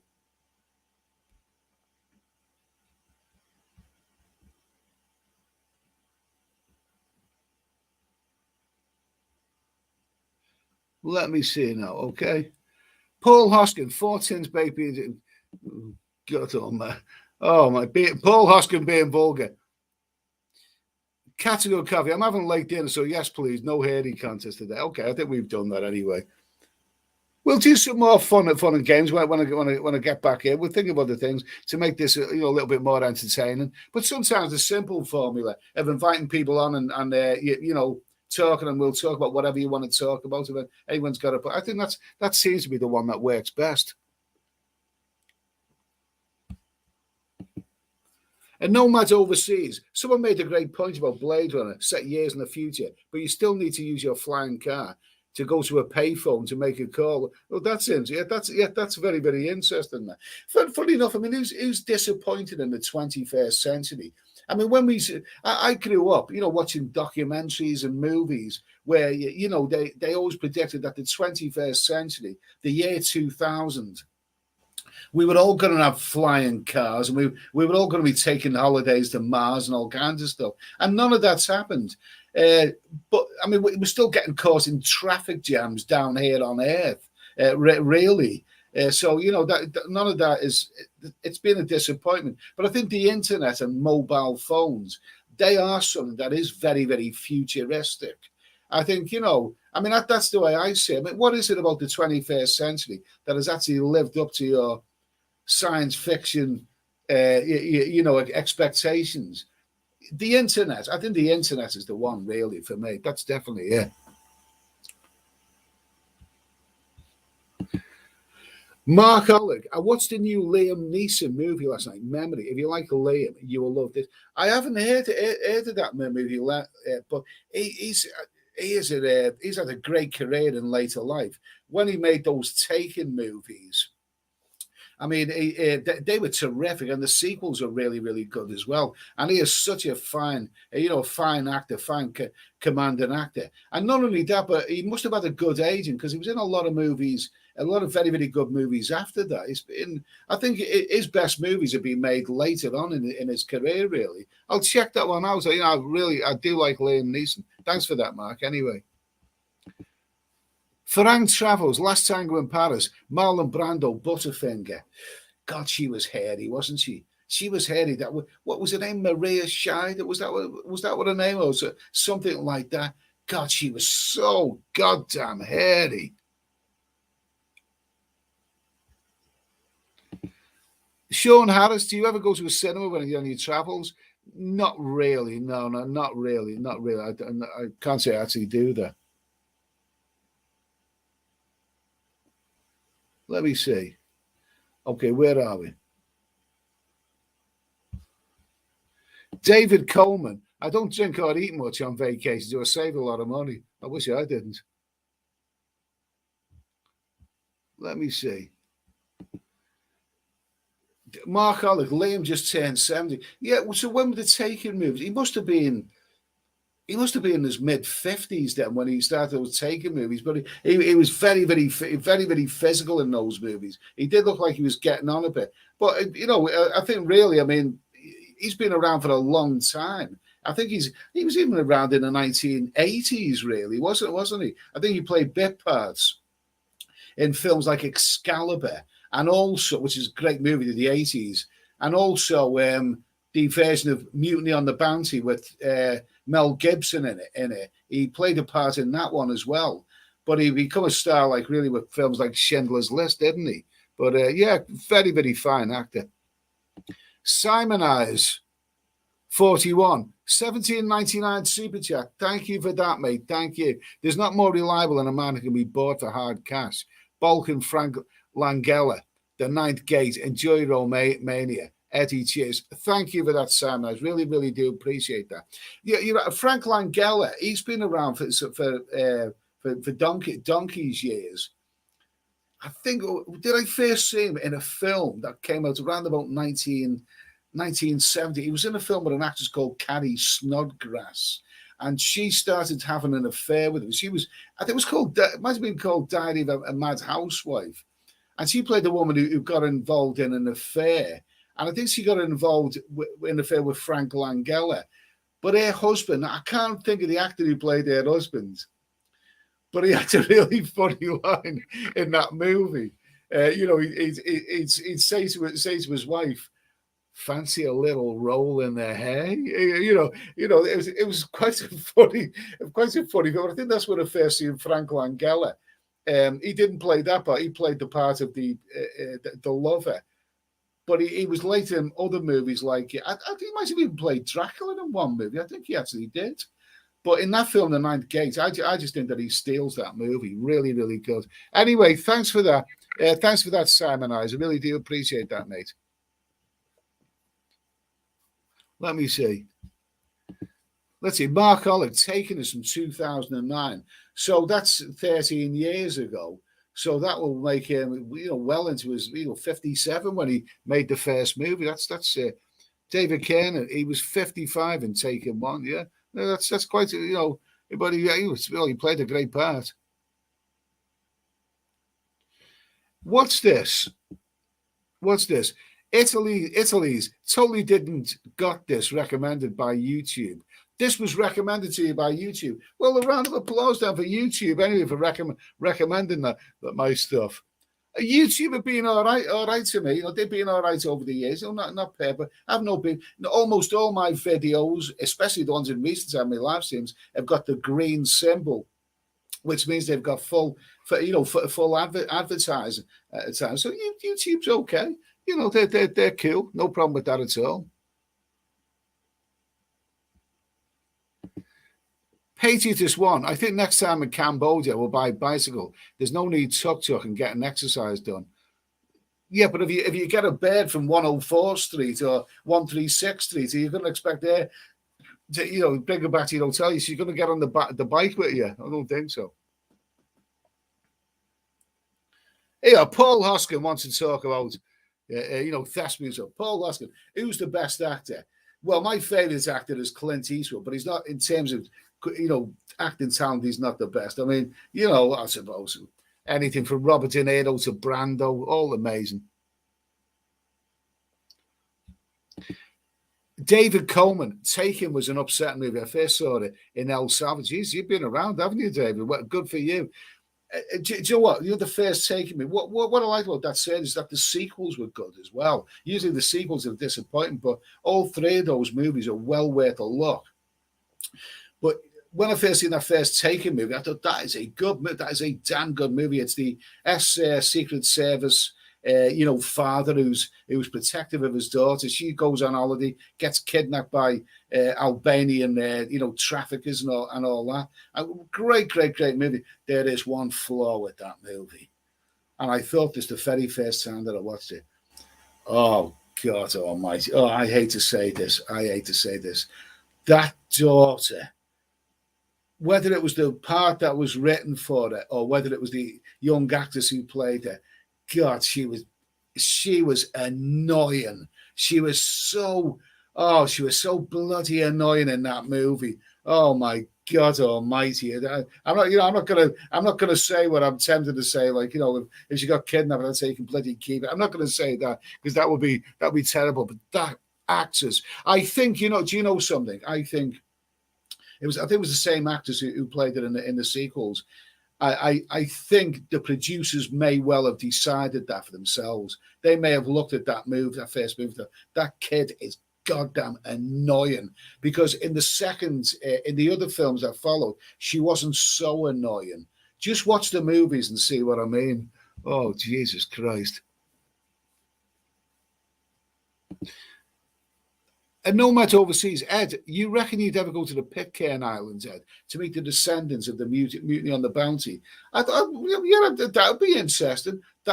Where are the Pitcairn Islands exactly? Not too sure about that. You see, the thing is, I mean, if you went there for that reason, I've been to a lot of islands in recent times. Koh Samui, Koh Phangan, all those places, and maybe islands now, if they become touristy, they start looking all the same. I mean, would you actually meet the descendants of the mutiny on the Bounty? I mean, that would be, I suppose that would be interesting.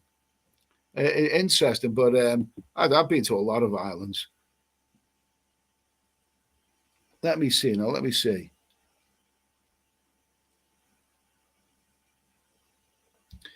Eugene Vincent. Neeson was in a Deadpool with Clint Eastwood. Yeah, that's right. Not one of the better Dirty Harry movies.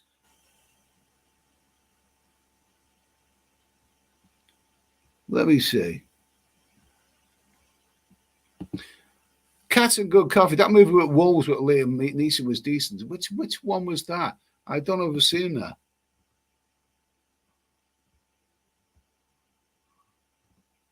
Yeah, that was it. Simon Eyes 41. He did 1979's Dracula. That was Langella. Yeah, I have seen him. Not for a very, very long time. Very, very fine actor.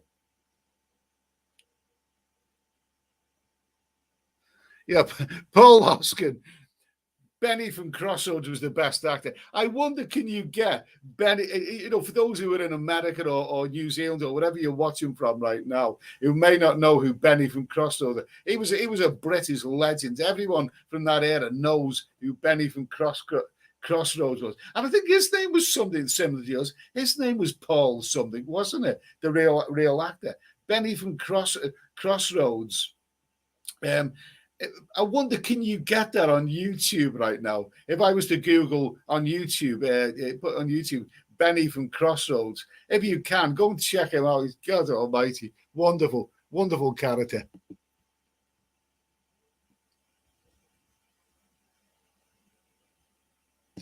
Let's see. And Nomad Overseas, she was in Lost also, and annoying, yeah, but in fairness, I'm not responsible. Okay. Bottle Baby, I told you I would find you. I think that might be the speech from Taken. David Mayer, how about Caroline Munro in Voyages of Sinbad? I'd rather see Caroline Munro in my bedroom personally. Oh, Caroline Munro, absolutely gorgeous. She's still a gorgeous woman even now. Absolutely lovely.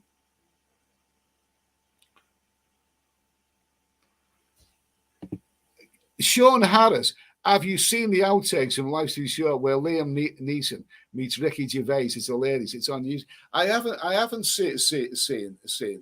I'm not Ricky Gervais. Sometimes I find him a bit annoying, but it's a good comedian. So he's a bit annoying. I tell you what, I did see by accident on YouTube yesterday. Never seen it before. It's only a couple of minutes long. A YouTube video where Clint Eastwood meets Don Rickles on the set of Kelly's Hero, and he gets a roasting from him. Don Rickles, very, very quick-witted.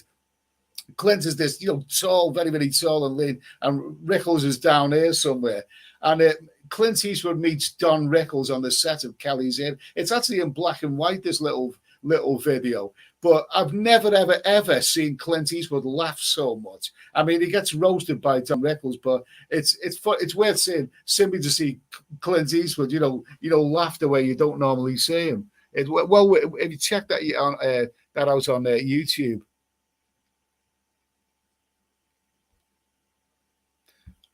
Let me see. Mark Olive, but if you don't, okay, but if you don't, I will look for you. And doesn't he then go on to say something like, and when I find you, I will kill you. And the Albanian fella comes back on the phone. Good luck. Okay, yeah, wonderful stuff. He played it. They couldn't have picked a better actor for that. Absolutely wonderful, those Taken movies. Loved them. Cats and Good Coffee. Steady Eddie Live. You have to watch Cesario, brilliant action movie. A movie for men with balls like you. Okay, good. I'll tell you what I watched last night. I was here with a friend, and we watched, we watched a movie with Vinnie Jones in it. Vinnie Jones, that football, who's become an actor. He's been in quite a lot of movies, Vinnie Jones. What was that called? Was it called Redirected or something like that? It's Vinnie Jones plays, a gangster with his men, and they are robbed by these sort of incompetent gangsters, and then they head off going out to Lithuania, and it all becomes a bit of a pantomime, but it's bloody entertaining. I think it's called Redirected, that movie. You can get it on Amazon, and I kind of enjoyed it. It's very, very over the top movie, but it's worth watching. Robert Mitchum, Sean has Robert Mitchum was in some good movies. Do you know something? When I was reading about Blade Runner, actually, I think Philip K. Dick, who wrote Blade Runner, he wrote Do Aliens Dream of Electric Sheep. I think he actually wrote it with Robert Mitchum in mind. I would have thought by that time, Robert Mitchum would have been far too old for that. Harrison Ford was a great actor. He was like a throwback to the olden days of the real Hollywood actors. He wasn't the pretty boy. I think the pretty boys came later. But Harrison Ford looked like a real macho actor, but a very likable one. So he was perfect for that part. But yeah, I think Philip K. Dick actually wrote that part with Robert Mitchum in mind. Mark Hollick, Paul Henry.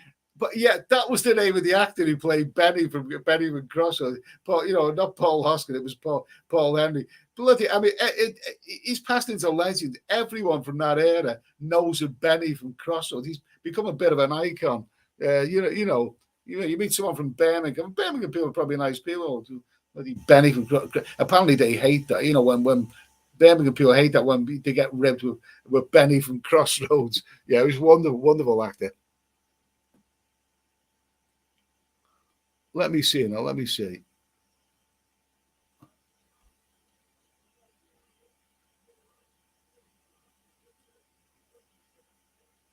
Let me see now. Let me see. Let me see now. What have we got here? What have we got there? Yogi Bear, Pitcairn Island is halfway across the ocean between Brazil and New Zealand. Really? Between Brazil and New Zealand? Jeez, that's an interesting one, isn't it? Simon Eyes 41. I love Clint Eastwood. Not many actors can cross over to so many genres than he has. Take Firefox. Okay, not the best in terms of special effects, but in terms of story, grit, and espionage, brilliant. I haven't seen Firefox for quite a long time, but I'd watch it again. Anything with Clint. He's like one of those old stalwart actors. He's so commanding, like Burt Lancaster and people like that. He's always worth a watch. Anything with Clinton is worth a watch.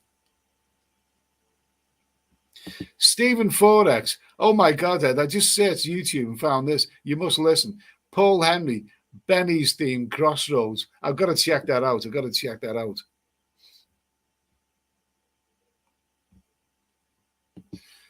Red wine. Yes, that's bloody good value. Excuse me.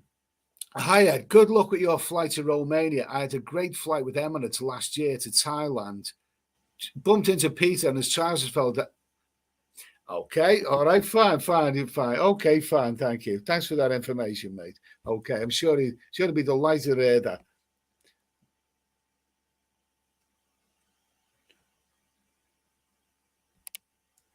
Okay, let's see now.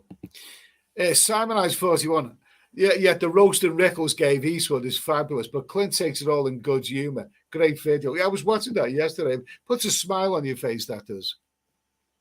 Dutch Farang. Eddie probably has the most parody fake accounts. Well, at least I'm tops in something anyway.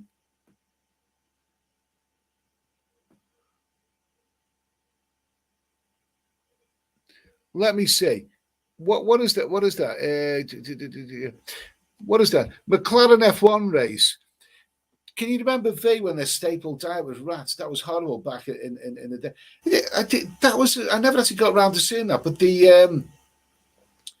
I think the advertising, the commercial when it was advertised on TV, that program. I mean, it didn't. It looked a bit tacky to me. Maybe it's a lot better. Maybe it's a lot better than what I thought. Mark Hollick. I remember watching V. I never actually got around to seeing that one. Maybe it's better than I thought. Let me see.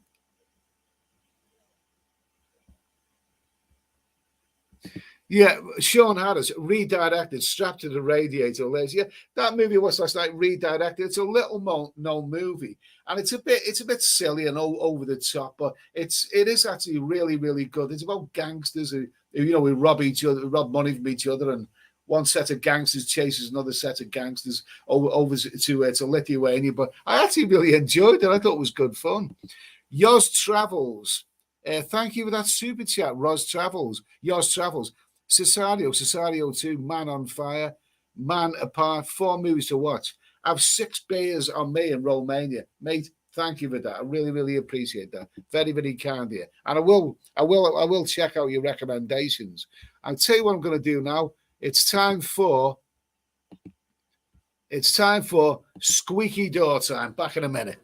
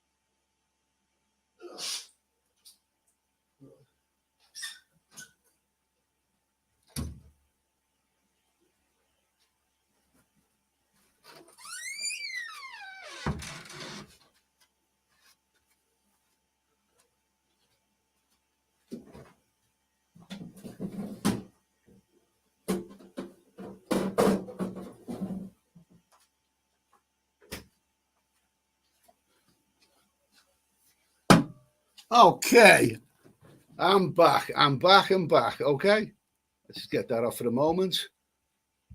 Back to the comments. Throw this down my neck.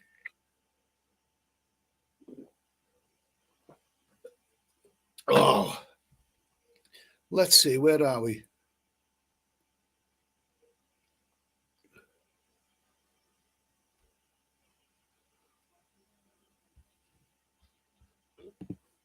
Mark Ollick, yes, visitors from space that love to eat the rat. I never seen that pro. It was one of the, I don't know why. It was on the 1980s, around about 83, wasn't it? That program called V. But I never actually managed to get around to seeing that. I must have been doing something else at the time. David Mayer, how about Roman Polanski's Fearless Vampire Killers?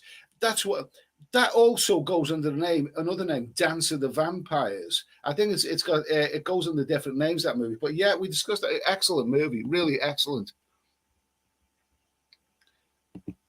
And Nomad Overseas, Benny from Crossroads was predecessor to Barry from East. Well, I don't remember Barry from EastEnders because I never really watched it. EastEnders was a real quality program when it first come out, but then later it's so bloody depressing, that one. All these people, all these London EastEnders always having arguments with each other and at each other's throats. I mean, the essence of drama is conflict. Okay, we all accept that. But when you're watching a TV program where nobody gets on with anyone else and they're all, I couldn't bloody watch that. It depresses me, that. David Coleman, Eddie, I did Mexico, Guatemala, Honduras, and El Salvador at the same time. 3-month trip. That sounds magnificent. That sounds magnificent, Dave. Well, I think I was around there for about 2 months. I did Mexico, Belize, Costa Rica, and Nicaragua. I didn't do those other ones that you said, but that's those Central American countries well worth a visit. Papa Mama Jar, hello, sir. Watching from the Philippines. Okay, how's things out in the Philippines? Now we discussed the Philippines the other day. Apparently, it's something about now you need proof that your latest booster jab before they'll let you in or something. So let's hope all of these rules go out the window soon. Terry Thomas was a great British actor. He was charismatic, wasn't he? Apparently, he played the part of an upper class aristocratic snooty kind of guy. But apparently, I think he come from not a wealthy background, and he had a troubled upbringing and a very very very very tragic end, didn't he? I think he died. I think he died in poverty later in life. He made a lot of bad business deals and all this kind of stuff. Anyway, this is Magnus cider, and it's cold, and it's absolutely lovely stuff. Yeah, Teddy Thomas. He was in something like about 100 movies. If you actually go back to the early 70s, he was in some of those Amicus horror movies, and he always played a really really good part. You check out some of them. About 100 movies. What I like about Teddy Thomas, I think what a few people said about him. He was in a later movie, and if everybody was doing a scene with a really glamorous bit, apparently there was one where he helps a girl out of the water who's stark naked, and because he liked that scene, he kept fluffing it up and making them do it over and over and over again. Yeah, he's a bit of a lad, but yeah, terrific.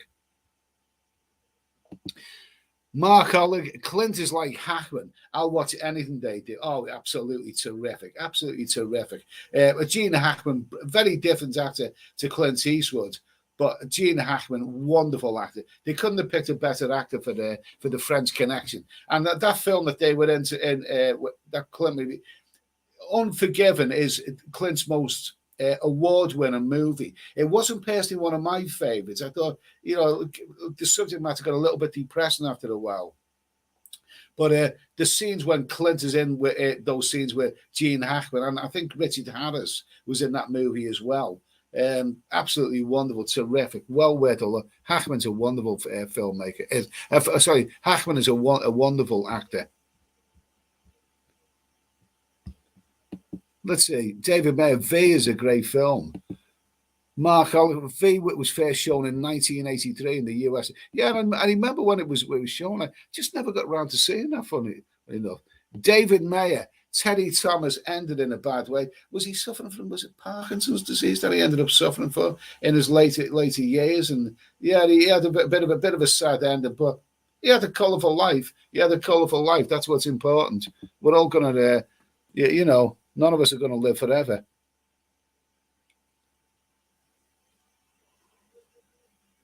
Let me see.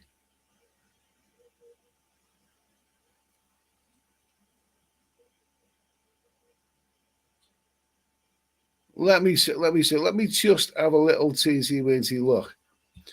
Barty Chuck. Ed, My Name Is Nobody, fantastic spaghetti western, written by Sergio Leone. Absolutely, yeah, absolutely. Yeah, you can still see some of those spaghetti westerns, the ones with Terence, whatever his name is, and Bud Spencer. Was it Terence Hill and Bud Spencer? They're a bit slapstick sort of stuff, but still great fun. Still great fun. Yogi Bear, Vinnie Jones got his break just as he finished playing football with Lock, Stock, and Two Smoking Barrels. Yeah, very charismatic. I mean, he was not really an actor, but his look, his fearsome look, he's really, really perfect. He's definitely got a face that for movies. I never followed him much as a football. My friend and my best mate is very, very much into football, and it just so happens that right now. Vinny, did you know that at this moment in time, Vinnie Jones and Gaza, Paul Gascoigne, it was probably a far superior footballer, but he's got a very bad alcohol problem. Vinnie Jones and Gaza are actually going around theatres at the moment in the UK doing a tour, an evening with Vinny and Gaza. They're actually doing that tour at this moment in time. I think that'd be interesting. You've got to be interested in football, but I think Vinny's ended the one. The Vinny is the one who's ended up with a very, very good film career, whereas Gaza has ended up, an alcoholic basically. Yeah, but they are actually touring now at this moment in time.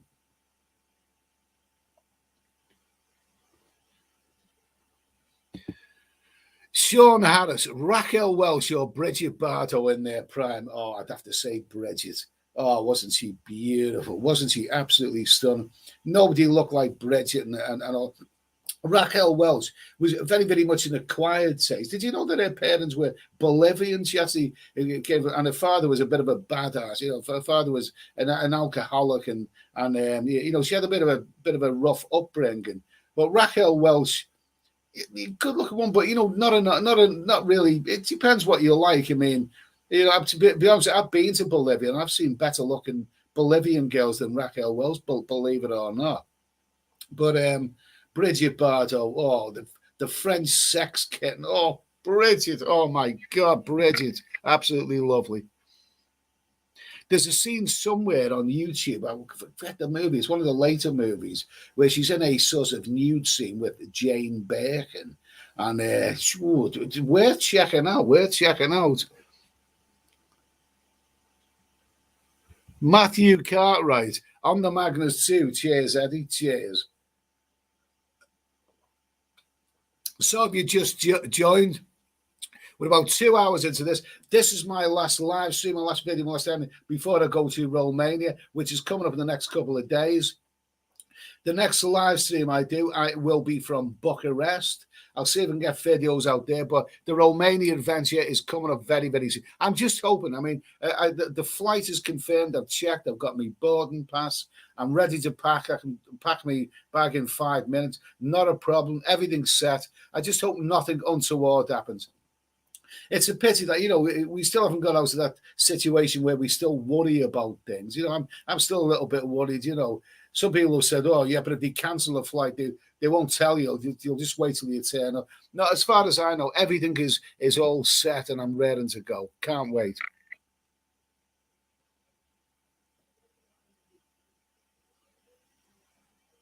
Let me see.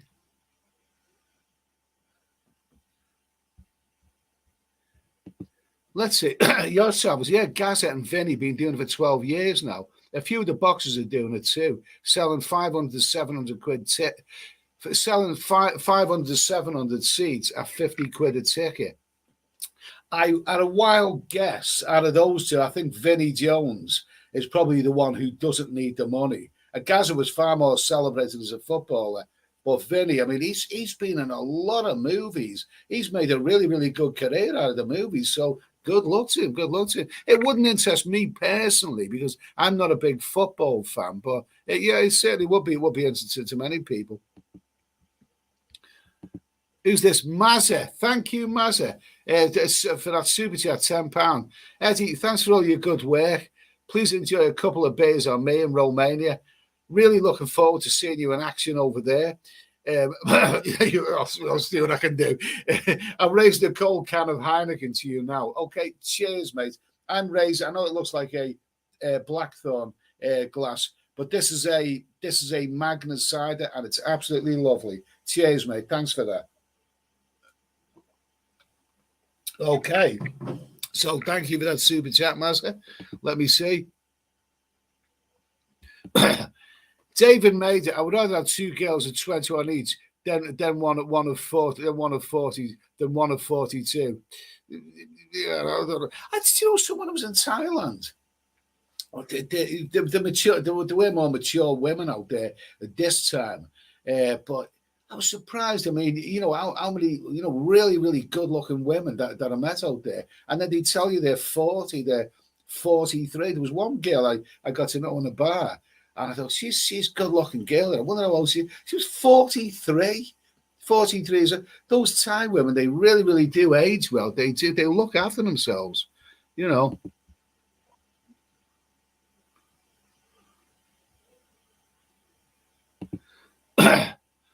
What? Oh, let me see.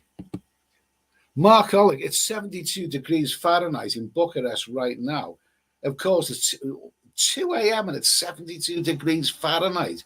We don't even get that in the days. I mean, the weather was nice today, but I mean, I don't know if we're in for a heat wave in England or anything like that. 72 degrees Fahrenheit at 2 a.m. in the morning. Jeez, that's going to be hot stuff, that, man. Thanks for that. Anyway, thanks for I can cope with hot weather. I can cope with it. Just find plenty of shade and plenty of cold beer.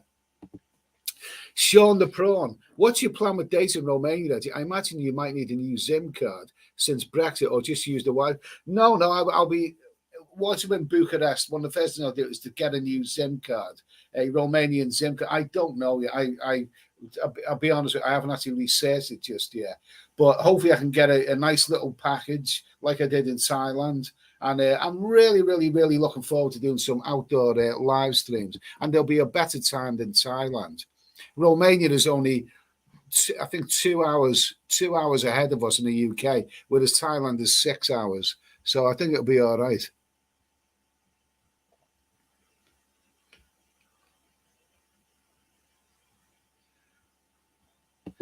Let's see. Bend over. Dirty Harry. Sudden impact quote. You're a legend in your own mind. What is it? It's sudden impact. Some of the later Dirty Harry movies were not really up to it. They were that's actually a very forgettable movie, that one. I've seen that a couple of times. And that is a movie where I don't really know what's going to happen next. Simply because it's a bit forgettable, that one. And the later one, the Deadpool. But like I say, anything with Clint is still well worth a look.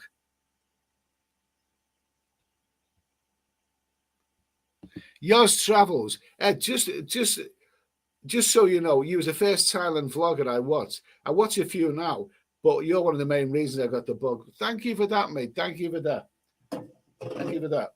I'll drink to that. Cheers. Okay.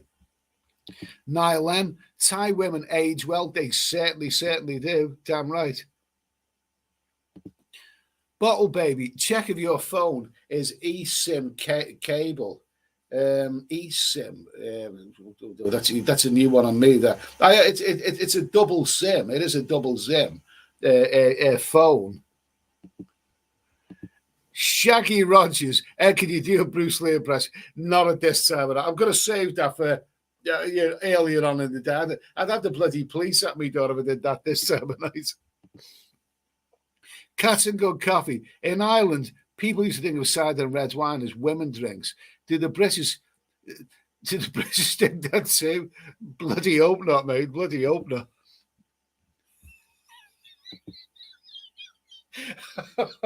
Gas 77. Oh, I love you, man. I love you, man. At least that's funny. At least that's funny. At least that's not folk. Gas 77, everybody. That's gas 77. Okay, just had a massive wank taking to Susan Boyle. Okay.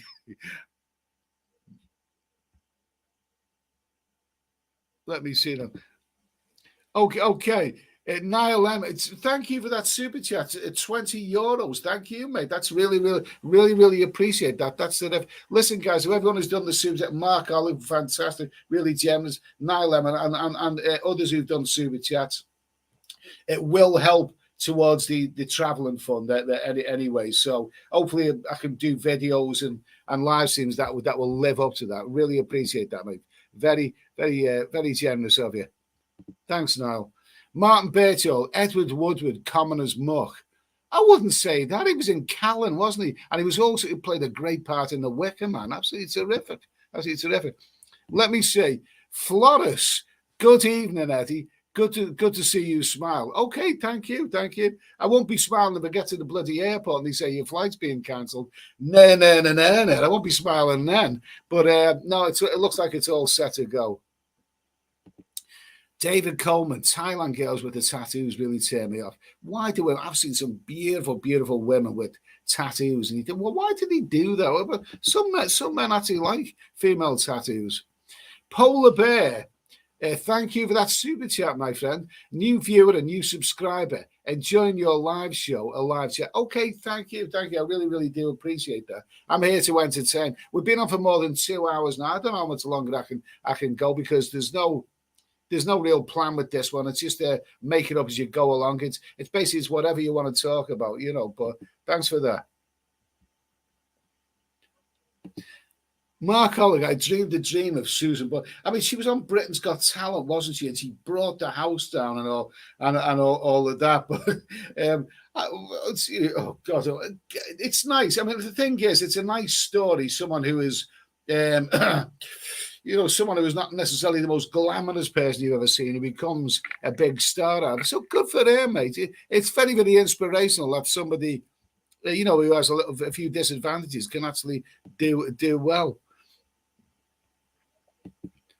Martin Birchall, Edward Woodward, The Equalizer. I'm not sure he was really suited to that. I mean, but he was in Callan, wasn't he? And that was very good. Flores, tattoos on women are absolutely beautiful. Okay, she's revealed it. Flores has got tattoos. She's got tattoos. We all know where she's. Where do you have your tattoos, Flores? Frank Travels, nothing better than a nice shave. No, not for me, mate. I like them hairy. Bottle Baby, then go to a place like Arola for a data plan. Bottle Baby, then go to a place like Arola for a data plan and download to eSIM all before you leave. That's interesting. Please, can you comment on this video after I've uploaded this video? Please, can you mention that so that I don't forget it? After I upload this video, go to Arola in case because I haven't got a pen and paper handy here. But that's interesting, that. Thanks for that anyway, mate. Thanks for that. Let me see. Mark, it's a good story, absolutely. Which was The Equalizer? Is that V that you talk about there, Mark, or what?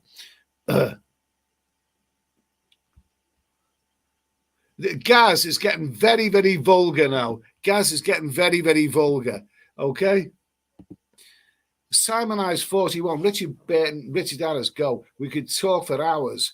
I'd say what a movie that they were in. Richard Harris, Richard Burton, Roger Moore was The Wild Geese, 1977, and I seen it when it first came out, and I didn't think much of it, but I seen it many years later on DVD. And that is a terrific movie. It really is. It's about mercenaries who get sent out to Africa to rescue a politician who's got to make his. I think the storyline is a little bit got some holes in the plot, but that is such a fine action movie. If you've never seen The Wild Geese, well worth a look. Diane Abbott, SIM cards at airports often inserted by Fit Thai Bird. Lovely stuff. Okay. Martin Birchall, Clint Eastwood, The Good, the Bad, and the Ugly. I think that was the movie that converted me to Clint Eastwood, to be honest with you. Flores, the lady with the tattoos. Do you want me to list off all 17 of them, Ed? Yeah, you do that. I'm sure that we'll find that interesting.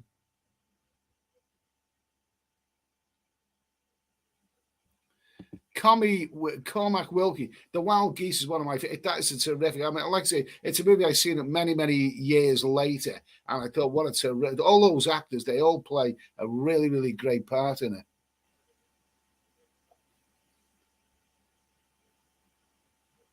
Yours Travels, my EE plan allows a $4.99 add-on a month to use my unlimited data and calls worldwide. It saves me. That's good to. I have EE for my phone bill, and for the internet, but not on my phone. I have a pay-as-you-go phone, and I have Vodafone. And I live in the southwest of England, and all the bloody internet here is fairly crap, really.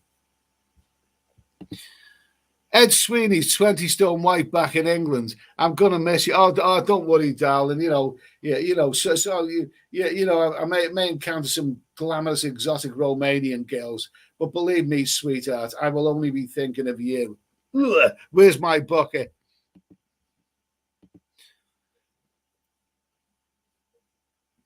Poppycorn, seeing you like Bush. Isn't it nice to see Kate Bush at number 1 in the charts again? Beautiful. I've heard something about Kate Bush. That is, she's. But I don't follow that kind of stuff. But yeah, I'll look that up. Oh, Kate Bush, wonderful talent, amazingly talented. She's only about 19 when she first became a star. Wonderful.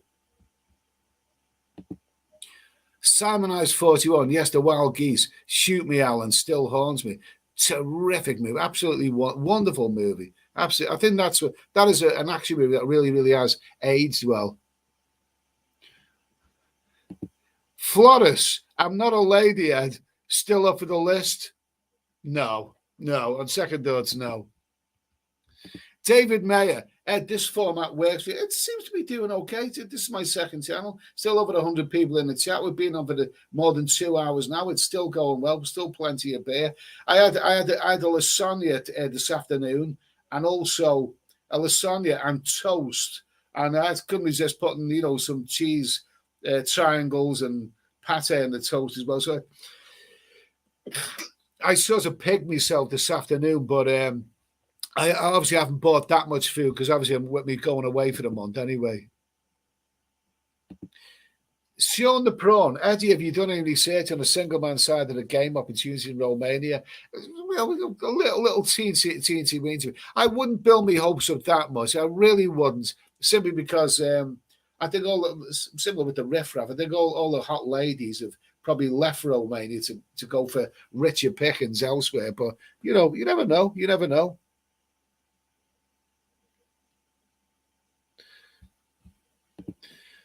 Polar Bear 65. How about The Thing with Kurt Russell? Awesome. That is an excellent movie. It's a John Carpenter film, and it's what is good about that film, The Thing, the John Carpenter version, is that it is a remake that is totally different from the original. There's not worse than making a remake. That's just the same as the original. I mean, that one was very inventive and imaginative. And John Carpenter was a wonderful film. He made some duff movies, but he also made some great movies. I must say, with Kurt Russell, Escape from New York, the first movie, that is one of my favorite movies of all time. That is a movie I can watch over and over and over again. It's absolutely terrific. Wonderful movie. Mark Holland, I'm thinking of trying the 5G home internet hub and cutting the cord. Well, I think Romania has 5G. I mean, I'm a little bit behind, with all the amazing technology. But it's amazing all as I know is that where I live in the southwest of England, it's bloody awful. It's all the internet and everything is a bit rubbish. But hopefully Romania comes up good. Ed Sweeney, 20 stone white back in England. You haven't done me up the chuff in a while. Why don't you? You haven't done me up the chuff in a while. Don't you find me attractive anymore?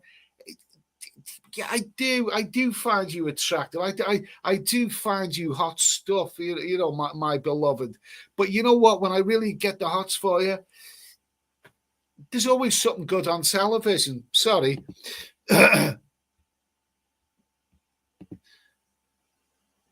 Yours Travis, talk about EA, just for that, it's a phone network, biggest and fastest in the UK, better than Vodafone. It may be, but not necessarily. Well, not necessarily where I live. I think it's all pretty crap where I live. Landon Hughes, I love your channel. Thank you, Landon. I appreciate that. Nice comment. Matthew Cartwright, keep going, Eddie. Cheers. Okay, cheers to you, mate. I've been on for 2 hours and 15 minutes now. Nice, simple little format. I'm having a good time. You know, it's late at night. It's Monday evening. What the hell's happening?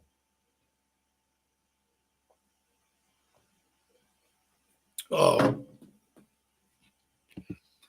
this is actually the best Monday night that I've had since I was in Nana Plaza visiting the Go-Go bars. That was a Monday night. I was accompanied by a friend that around Bangkok, and we went in Nana Plaza, and my friend at the time kept saying, when we were in Nana Plaza, and this was when the restrictions were still very much on. We were in Spanky's bar in Nana in Bangkok. And oh my God, it was raunchy. They were using these big plastic screen with boxes to hide the door, you know, because obviously it was staying open a bit, and they were doing things they shouldn't have been doing because obviously it was still the restrictions were still very, very much on. But my friend I was with, he kept saying, "My God Almighty, Eddie, you know, Monday night. Where else are you going to get this on a Monday night?" So this is the best Monday night I've had since then, anyway.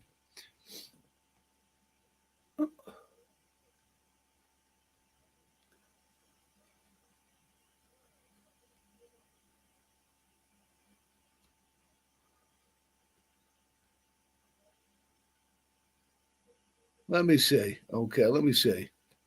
Here's a comment. Gaz77, I'm going to be the Prime Minister of Britain in 2024, and I'll make it law to people to be able to nick petrol, okay? Gaz, I hope you become Prime Minister. I mean, imagine Gaz is going to become Prime Minister with his granny's neck is on his head. It's like that scene from Monty Python, isn't it? You know, where they have the knotted handkerchiefs on their head. You know, absolutely wonderful.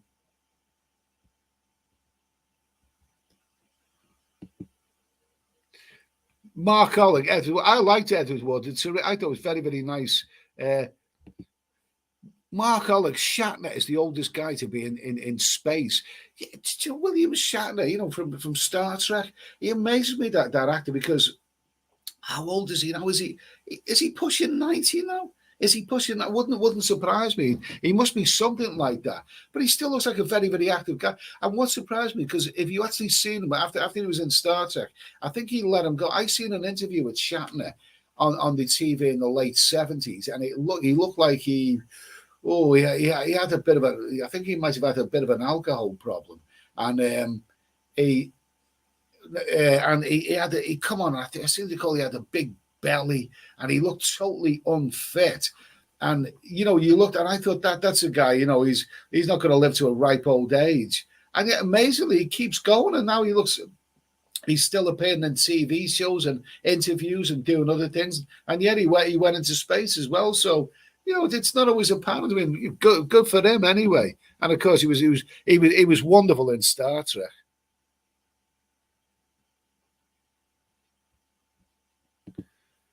Yogi Bear, Kate Bush was the first female to go to #1 with a song wrote by herself. I didn't know that.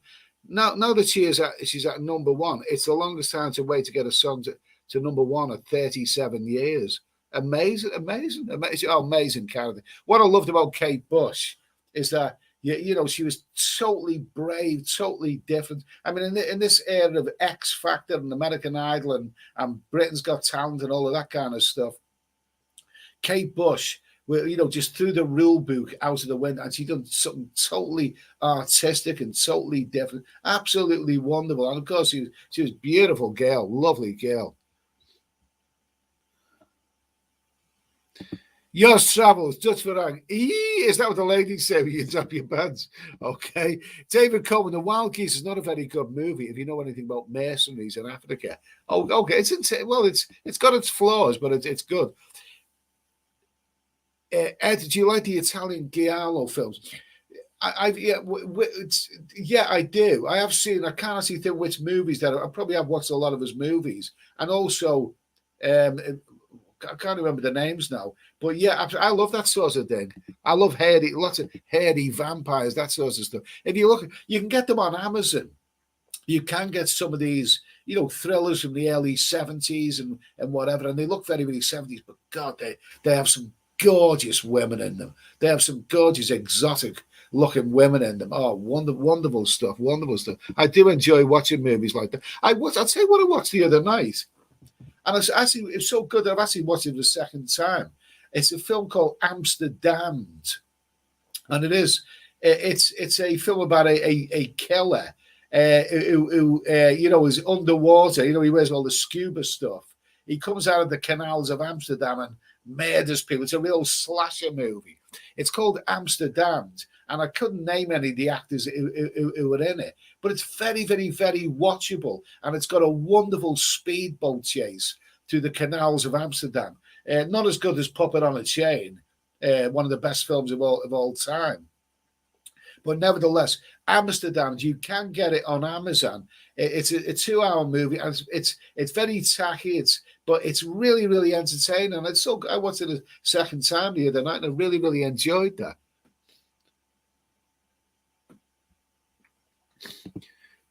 Polar Bear says that more recent one of my favorites is District 9. Still waiting for the sequel. I've seen that movie. It's the guy who was in that movie got a Liverpool accent. He has a strange accent. I've seen that one.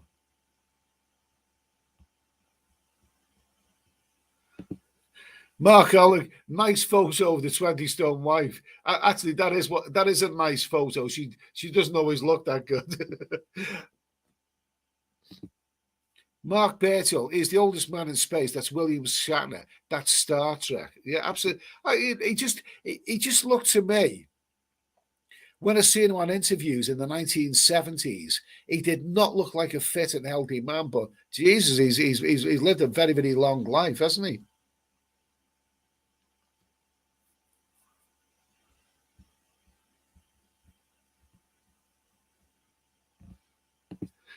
Let's see, Ernest Connell, William Shatner set record for oldest man in space. Yeah, well, good for him, man. Anyway, good for him. Yeah, Mazza, thank you. I'd rather watch this than most TV shows. That goes for Thailand Bound streams. Yeah, Peter does some great streams. I'd like Peter to come on this live stream again. We can do a stream together. I've been on his a couple of times. So yeah, Thailand Bound's cool.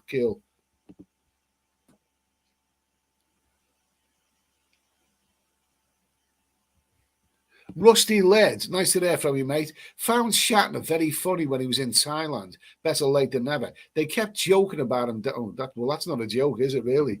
Mark Oleg. Shatner was born March the 22nd, 1931. So he will be. He's a year younger than Clint Eastwood, then, isn't he? So he will be 91 years old. Quite amazing.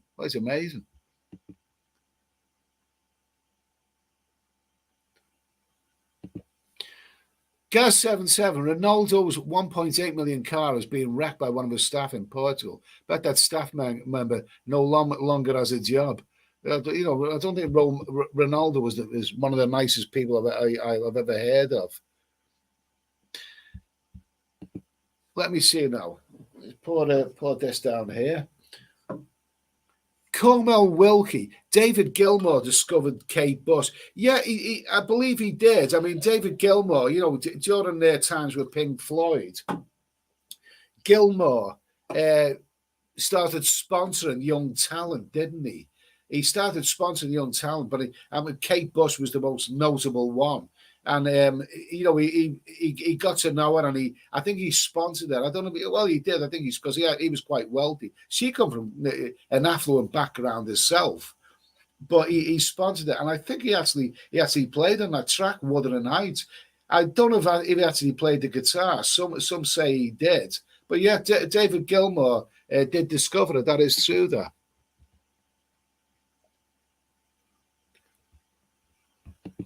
Pinball. William Shatner was great when he hosted Have I Got News for You. He didn't have a clue what was going on. I didn't know that. I didn't actually know that.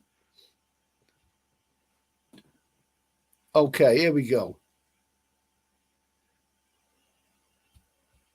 Let me see now. Gas77. Do you think Susan Boyle is fit, Eddie? Fit for what? The bin? Okay.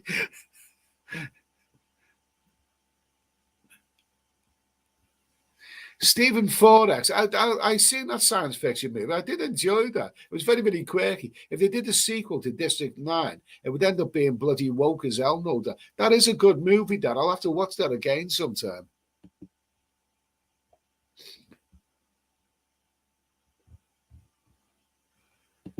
Yeah, we get all kinds of comments here. Polar Bear, hey, my, rock and roll will never die. It's better to burn out than fade away. Am I right in thinking that Kurt Cobain had those words, next to him when it was something like that. Maybe someone would know. It was that Kurt Cobain knew of those words. When I think he blew his. No, don't even want to talk about that.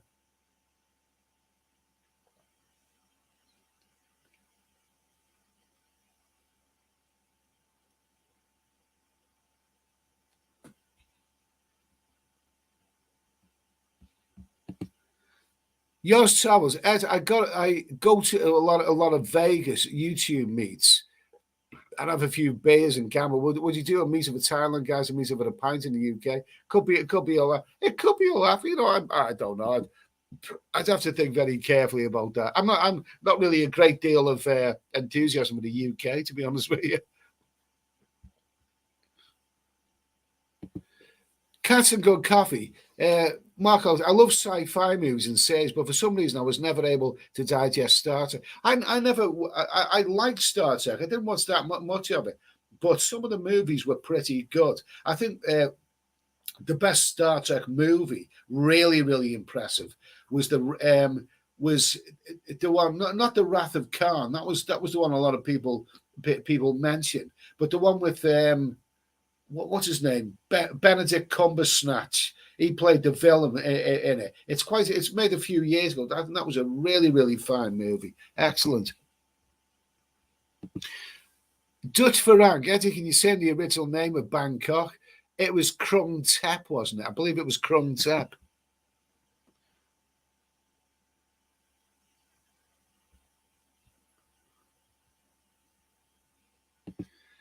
Martin Birtle, in the 80s, William Shatner was the segment officer, T.J. Hooker. That's another one. I never actually watched that, to be honest with you.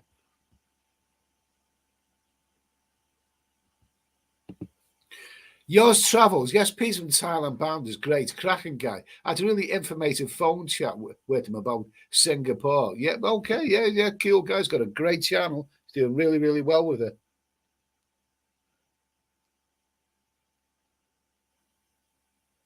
Let me see now. Let me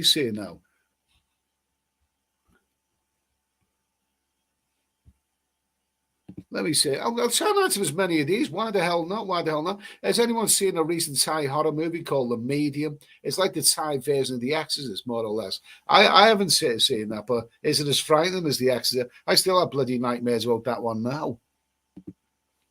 Polar Bear, David Gilmour is a great god and great singer and composer. Wonderful. I mean, I think you don't really need to know much about rock music to know that Gilmour is one of the greatest guitarists in the whole history of rock music. Absolutely amazing. And would you believe he was very, very much inspired by a guy who's revered by a lot of the great musicians, and that was Hank Marvin. I seen an interview where David Gilmour said when he was a teenager, he was desperate to get a certain guitar, the Fender Stratocaster or whatever it was. And the reason he was desperate to get it is because Hank Marvin made it sound so good. Hank Marvin from the Shadows.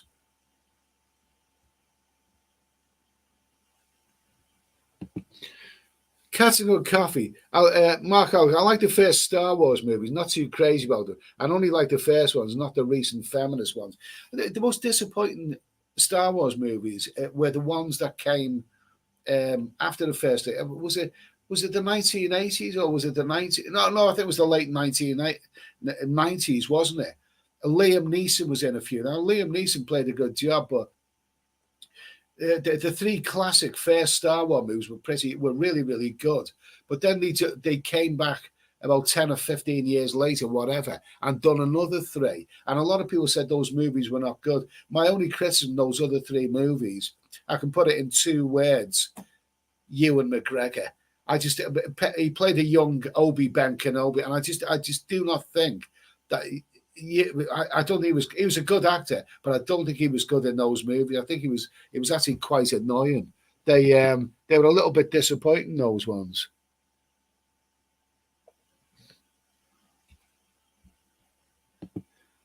Stephen Forex District 9 makes me think of that movie TV series Alien Nation. Used to love that back in the day. Okay, well, I'm going to check all of these out on see if they've got them on. See if they've got them on Amazon. Let me see now.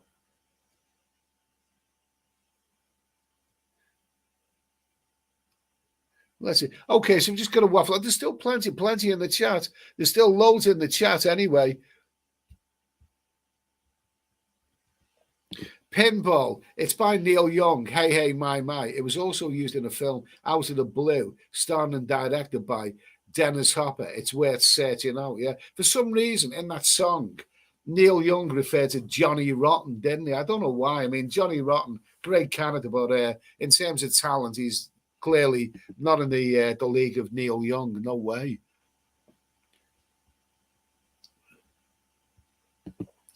Mark Ollick, what does God want with the starship? Don't you know? Aren't you a God? Care to God. That's amazing. Isn't it a scene where you know, a spaceship's about to crash and when he goes, oh, my God, what have I done? He was a fine actor, William Shatner.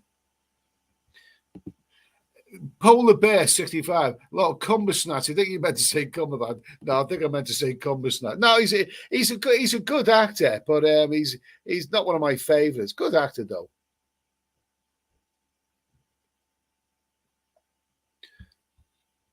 Simonize. Sci-fi, Forbidden Planet, hugely influential, stunning and amazing for its time. Hasn't they? Wonderful movie, excellent. I love a lot of those. I love a lot of those old classic. I think it was a 50s science fiction movie. Patriotus 1, there are 5,000 people stuck in Heathrow Airport. So, oh, God, I don't want to be stuck in any airport. I really, really don't. I really, really don't. I don't want to be stuck in any bloody airport. I'm glad that I made the decision, and it wasn't because I booked the ticket to Bucharest before all the controversy came about the the queues and cancellations and all of that. But I was glad that I booked it without including the luggage, because now I've got my boarding pass. There's no checked-in baggage. I'm expecting to go straight to security. 5,000 people stuck at Heathrow Airport. Bloody, that is dreadful. That is absolutely dreadful. David Coleman. Yes, something is going on at Heathrow. Oh, my God almighty. I'm not going to Heathrow Airport. I'm not flying from there, thankfully.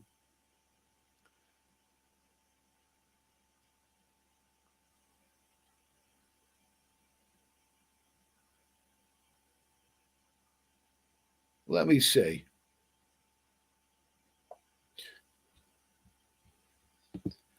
Mark Ollick.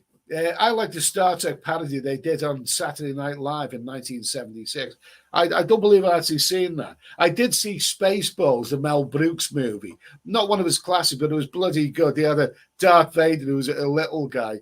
What was that line? How dare you go over my helmet? Oh, my God almighty.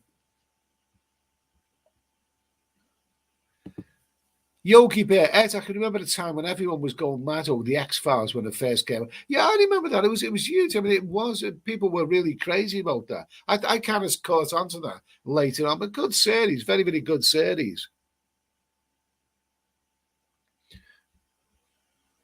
Let me see. Rusty Lid. I'm going to have to get a tissue a moment.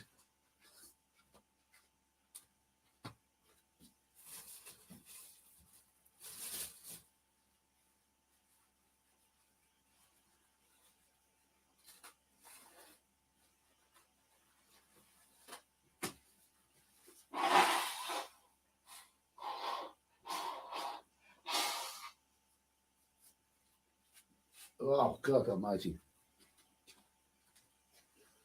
Oh, God almighty. Jeez, and that blew me bloody brains out then. Rusty Lip back its handling a few bar at Heathrow right now. They're asking the airlines to cancel more flights. Yes, I did see in the news earlier today that this scene, somebody did mention massive amounts of baggage. It looked absolutely horrendous, and that's what he was saying. You were asking airlines to cancel more flights. It's crazy. It's a very, very strange time that we're going through right now.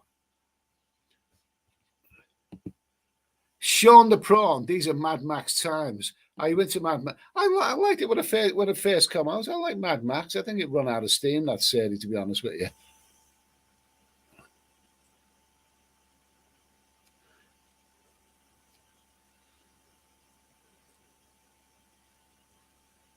Let's see. Okay, McLaren F1, nice head and peeps. Okay, thanks for coming along, mate. Polar Bear 65. Oh, going way back. Anyone remember the TV Western Heck Ramsey with the awesome actor Richard Boone? He was like an old West version of Peter Falk's Columbo. 19. I've sort of wasn't his most well known one. Have Gun Will Travel. Mark Ollick, like the cigarette smoking man in the X-Files. I don't remember it, but it's a good series. Very, very dark and very, very watchable. Good series, that. Really good series. Stephen Forex, damn, I'm getting old. Feeling tired by 12:30, these. We all get, when you get to 60, 9 o'clock is the new midnight. That's what they say. Mark Ollick, the truth is out there. It's good saying that. Good saying. Classical Coffee. X-Files was brilliant until he started to make parody-like episodes after a few seasons. Let me see. Okay, I'm coming to the end. I'm coming to the end of this year. I'm going to finish this now anyway, because I've been over 2 hours, 37 minutes. No plans of this live stream. This is a good little live stream because it's whatever you want to talk about as well. Remember, on this live stream channel, we talk about travel, but not just travel. We talk about other things as well. If we do a live stream on the other channel, then that will be a big time. But if we can talk about other things, and at the end of the day, I mean, what's happening on the TV? Only the same depressing old news over and over again. So listen, guys, I'm going to wrap this up now anyway. I'm going to wrap this up now. A couple of, just a couple more comments. Lux 33. My son's flying to Crete. Bristol Airport told him to get to the Crete at 14:45. Bristol Airport told him to get to the airport for 9 a.m. Well, that's funny because I've heard airports telling people not to get there too early, simply because if they get there too early, they're just going to add to a lengthy queue. It's all bizarre. It's very, very bizarre and very, very strange times that we're living in. Master Eddie, hope to see your trip and coaching you having a beer at the airport, as well as what you get up to in Romania. Okay, thanks for that, mate. Cheers for that. Polar Bear 65, awesome chat. Thank you. Ernest Connell, enough waffling on. I've waffled a fair bit tonight. Let's see. Shaggy Rogers. I hope Romania's ready for the steady, okay? Yogi Bear, Eddie, you enjoy your journey and trip. Take care, fella. Okay, so the next live stream or the next anything that I'll be doing will be from Bucharest, and I hopefully you can tune into that one. Okay. Okay, Mark Ollie, great chat this evening, Eddie. Safe travel. Okay, thank you. And thanks for that very generous super chat, Mark. It will be put to good use anyway. I'll be having fun out in Romania.